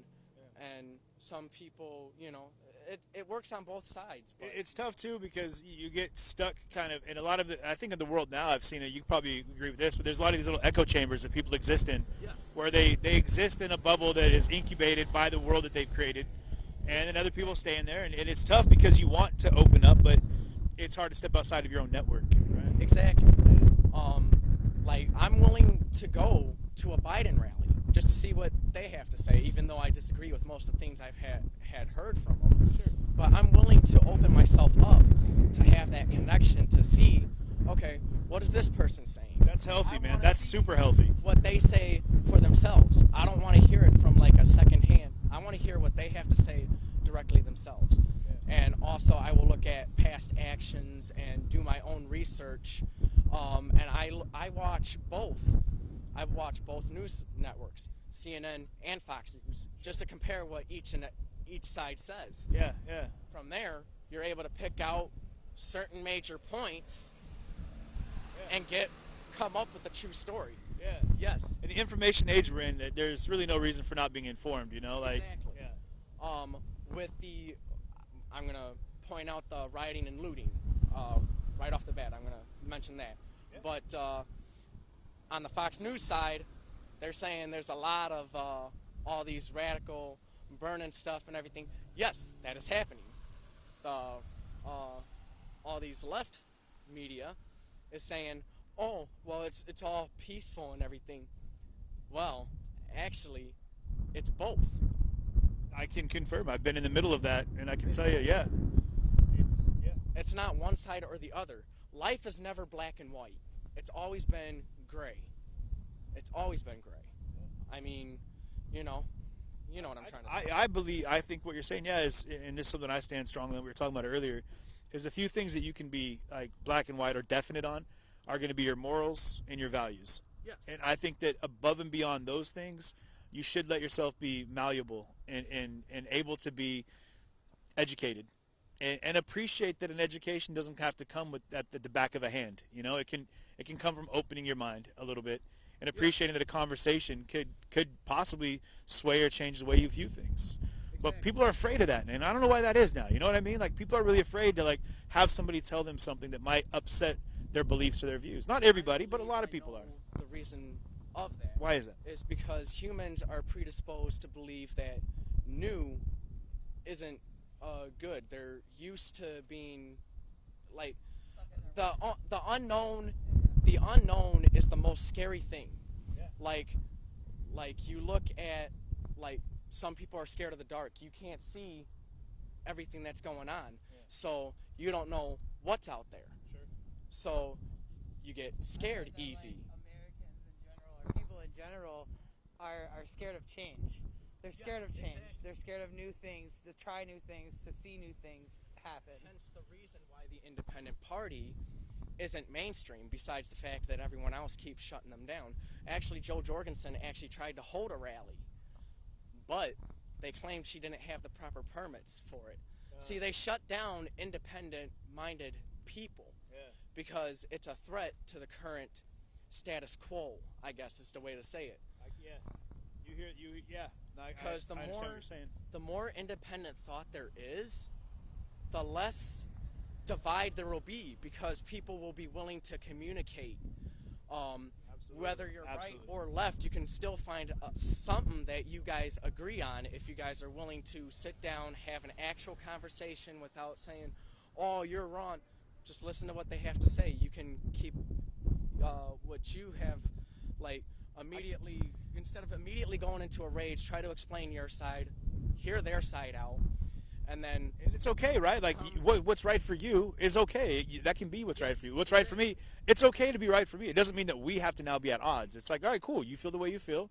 I feel the way I feel. Awesome. High five. We'll go about our day. It doesn't have to be a fight.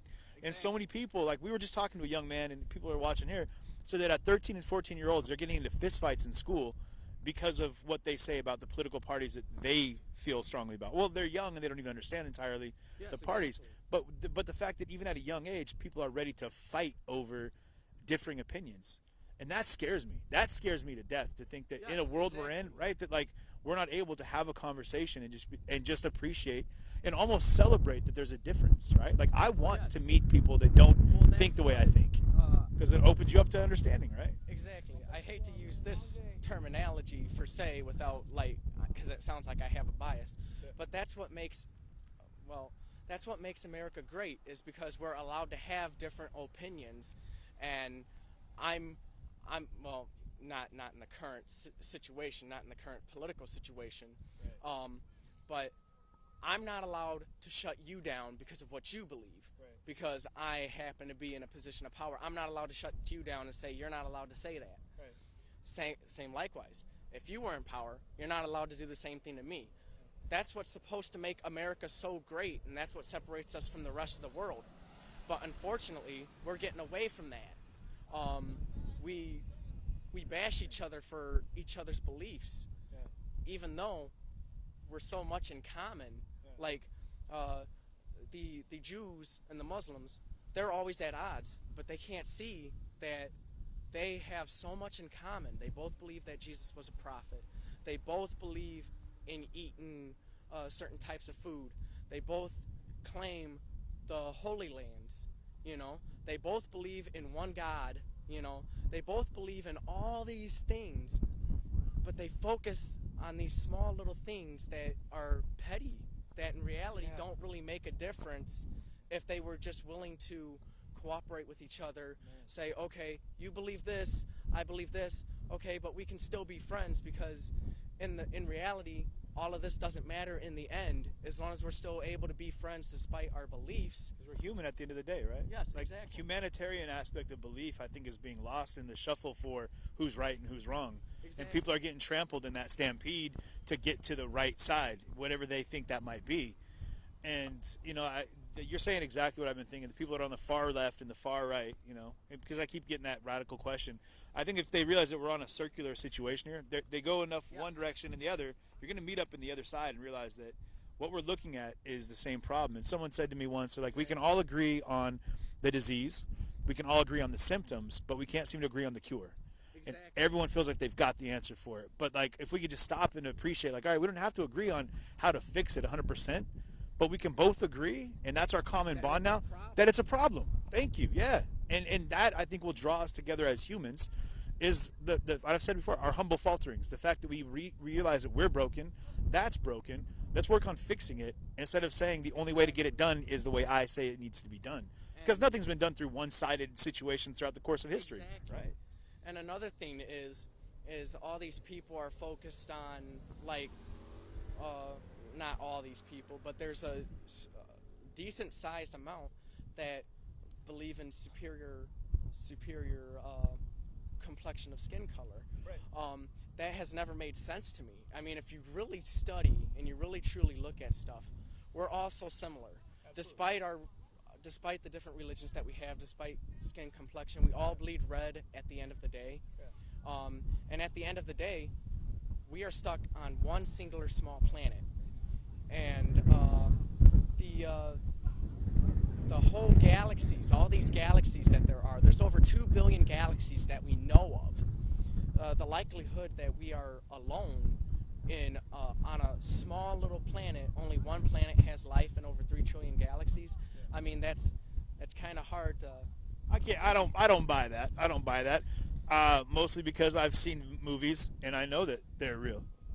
Okay, that's not true. But no, I completely agree with you, man. I think that what's happening is people have forgotten that we can celebrate, and we need to celebrate diversity. We need to celebrate the fact that we are different, and that's okay.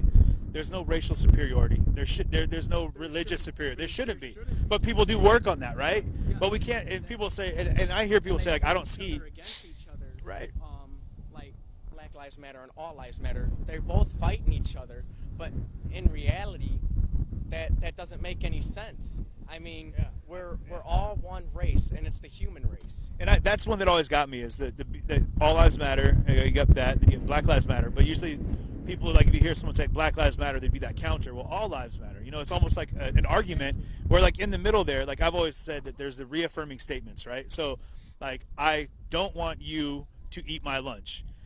Don't is the only thing that says don't eat my lunch. Everything else is I want you to eat my lunch, right? So follow me on this. So when they say, and it's a very obscure reference, but what I'm saying is the lives are what matter, right? And someone said, like, yeah, but what the people are losing sight of is that when they talk about the Black Lives Matter, from my understanding as it is now, from my experience and what I've been going through, is appreciating that is addressing specifically the racial inequality and the social inequality that comes from that, the things that have been happening.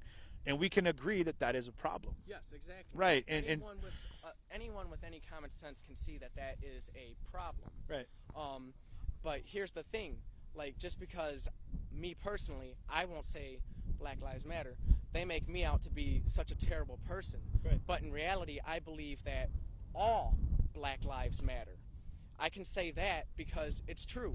I mean, look at all the abortions of these little black babies. I mean, their lives mattered because that's a human life.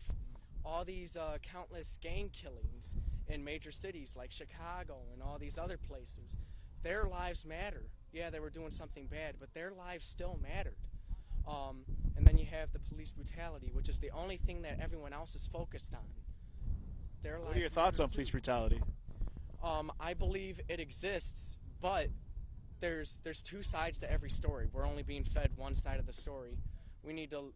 I personally do a whole bunch of research before I take a side.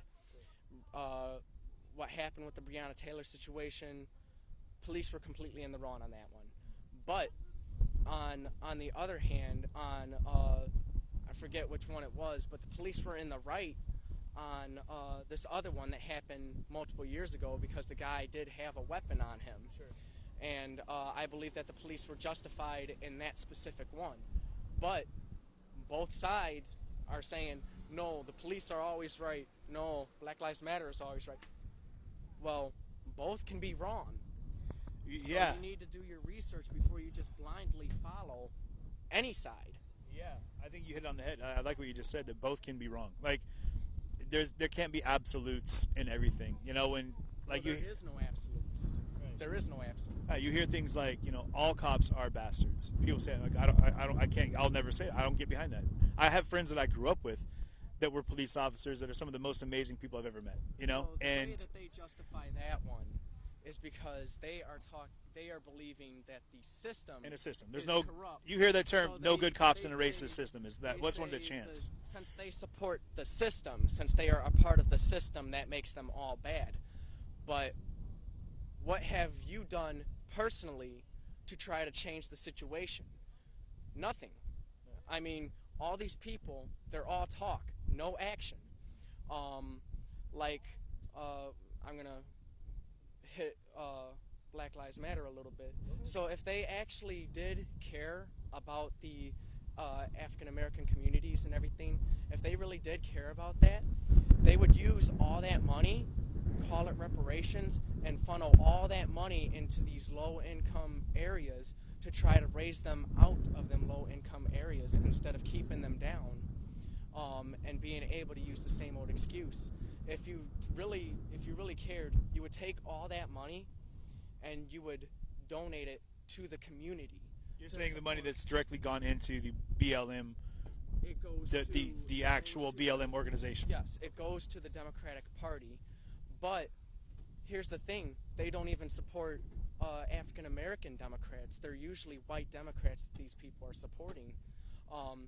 Now, I can understand if you're wanting to support the Democratic Party. I can understand that. Just because I have a different opinion than you doesn't mean that you don't have, that you're not entitled to your own opinion. Sure. So, but if they really cared, they would set people up that are African American and try to get them in, regardless of either side that they are running for. They should be more focused on making the situation better instead of calling out the situation for what it is. Gotcha. So you're saying, yeah, I get it. Yeah, elevate the people of color within that community and within any political party to help raise awareness for. Yes, exactly. Either that and that's if you wanted to even fund a political party.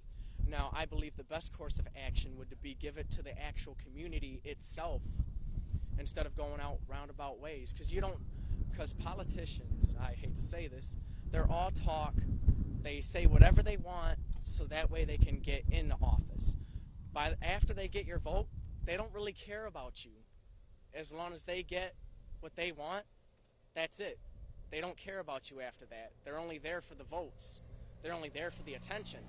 When you really need them, they're nowhere to be found. Well, I hope we can make a change on that, and I hope that no matter what happens with this election, with the outcome, whoever ends up becoming president of the United States of America, that they focus on that, on actually catering to the people of the United States and giving back and working harder to, bolster up and instill good ethic and value and education. So Exactly. I appreciate your time, man. Hey, it's been incredibly informative. I really do seriously appreciate you taking the time to talk to us. Hey, no problem. I just want to make sure we wrap before it dies, because I would hate for it to die in the middle of us talking. So. Hey, no problem. Go ahead. All right. Well, you have a great day, man. Thank you so much. All right. Wow, that was a great conversation. That's the stuff that I'm looking forward to, is those situations where we can have individuals that'll show up and drop some knowledge bombs, man. I guarantee we could have stood and talked for hours. I mean, legit. Well, we might actually. We'll catch up with him before he goes too far. We're just going to wrap up here, guys. So, I want to get him before he leaves, actually. Hold on, fast. Hey, Donald. Hey, Don. Hey, before you leave, man, can I grab your information, man? I'd love to talk with you further, brother. Do you guys have Facebook? Yes. Yeah. No, you don't. guys- If you don't want to put it on camera, you don't have to do that. Oh, Yeah. no. I'd rather not. Yeah, Okay, yeah. great. I'll let you take that up. All right.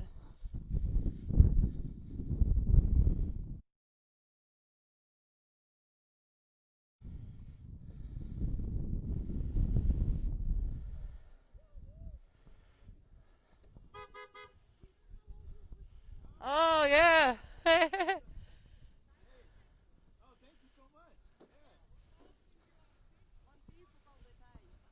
Thank you so much. Did you guys what time did you guys get here? At 6. Before 6. At PM? Yeah. Yeah. Did you have trouble getting inside? No. Easy. Yeah. It's funny. Okay, guys. All right. Where are you guys from? Illinois. Where at in Illinois? Algonquin, Illinois. Oh, okay.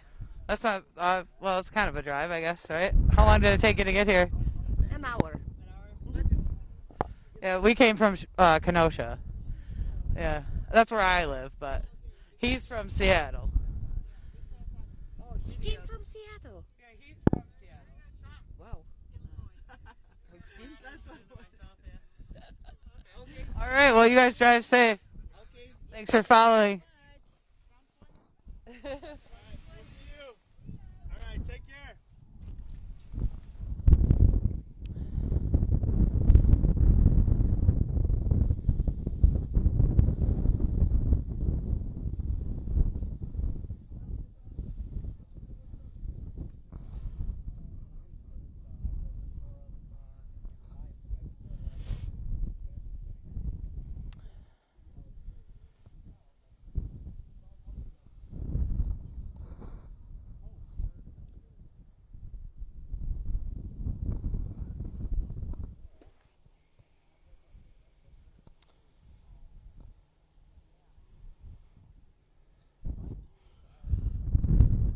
It's kind of getting dead. The people are packing up their stuff that were selling merchandise.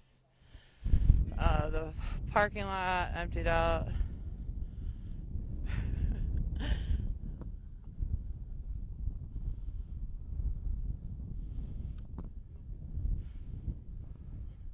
This is kind of like where everything was staged with the shuttles. This is one of the colleges around here. Oh, thanks, guys. What's up? Yeah, so we're kind of like getting ready to head out. CJ's over there talking to Donald, getting some info.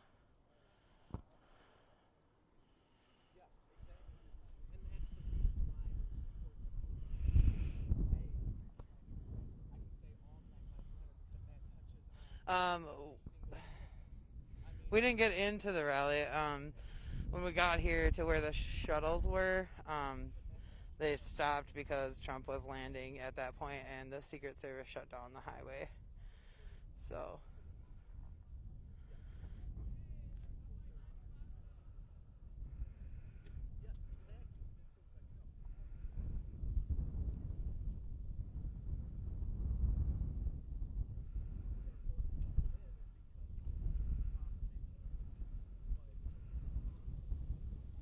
Yeah, it's pretty cold out here. Here, I'm kind of bundled up over here. It's like 50 degrees. I think the interviews today were really good. People were really friendly and wanted to talk out here, so I think it's like 50 some degrees, maybe 40 something. It's very windy too.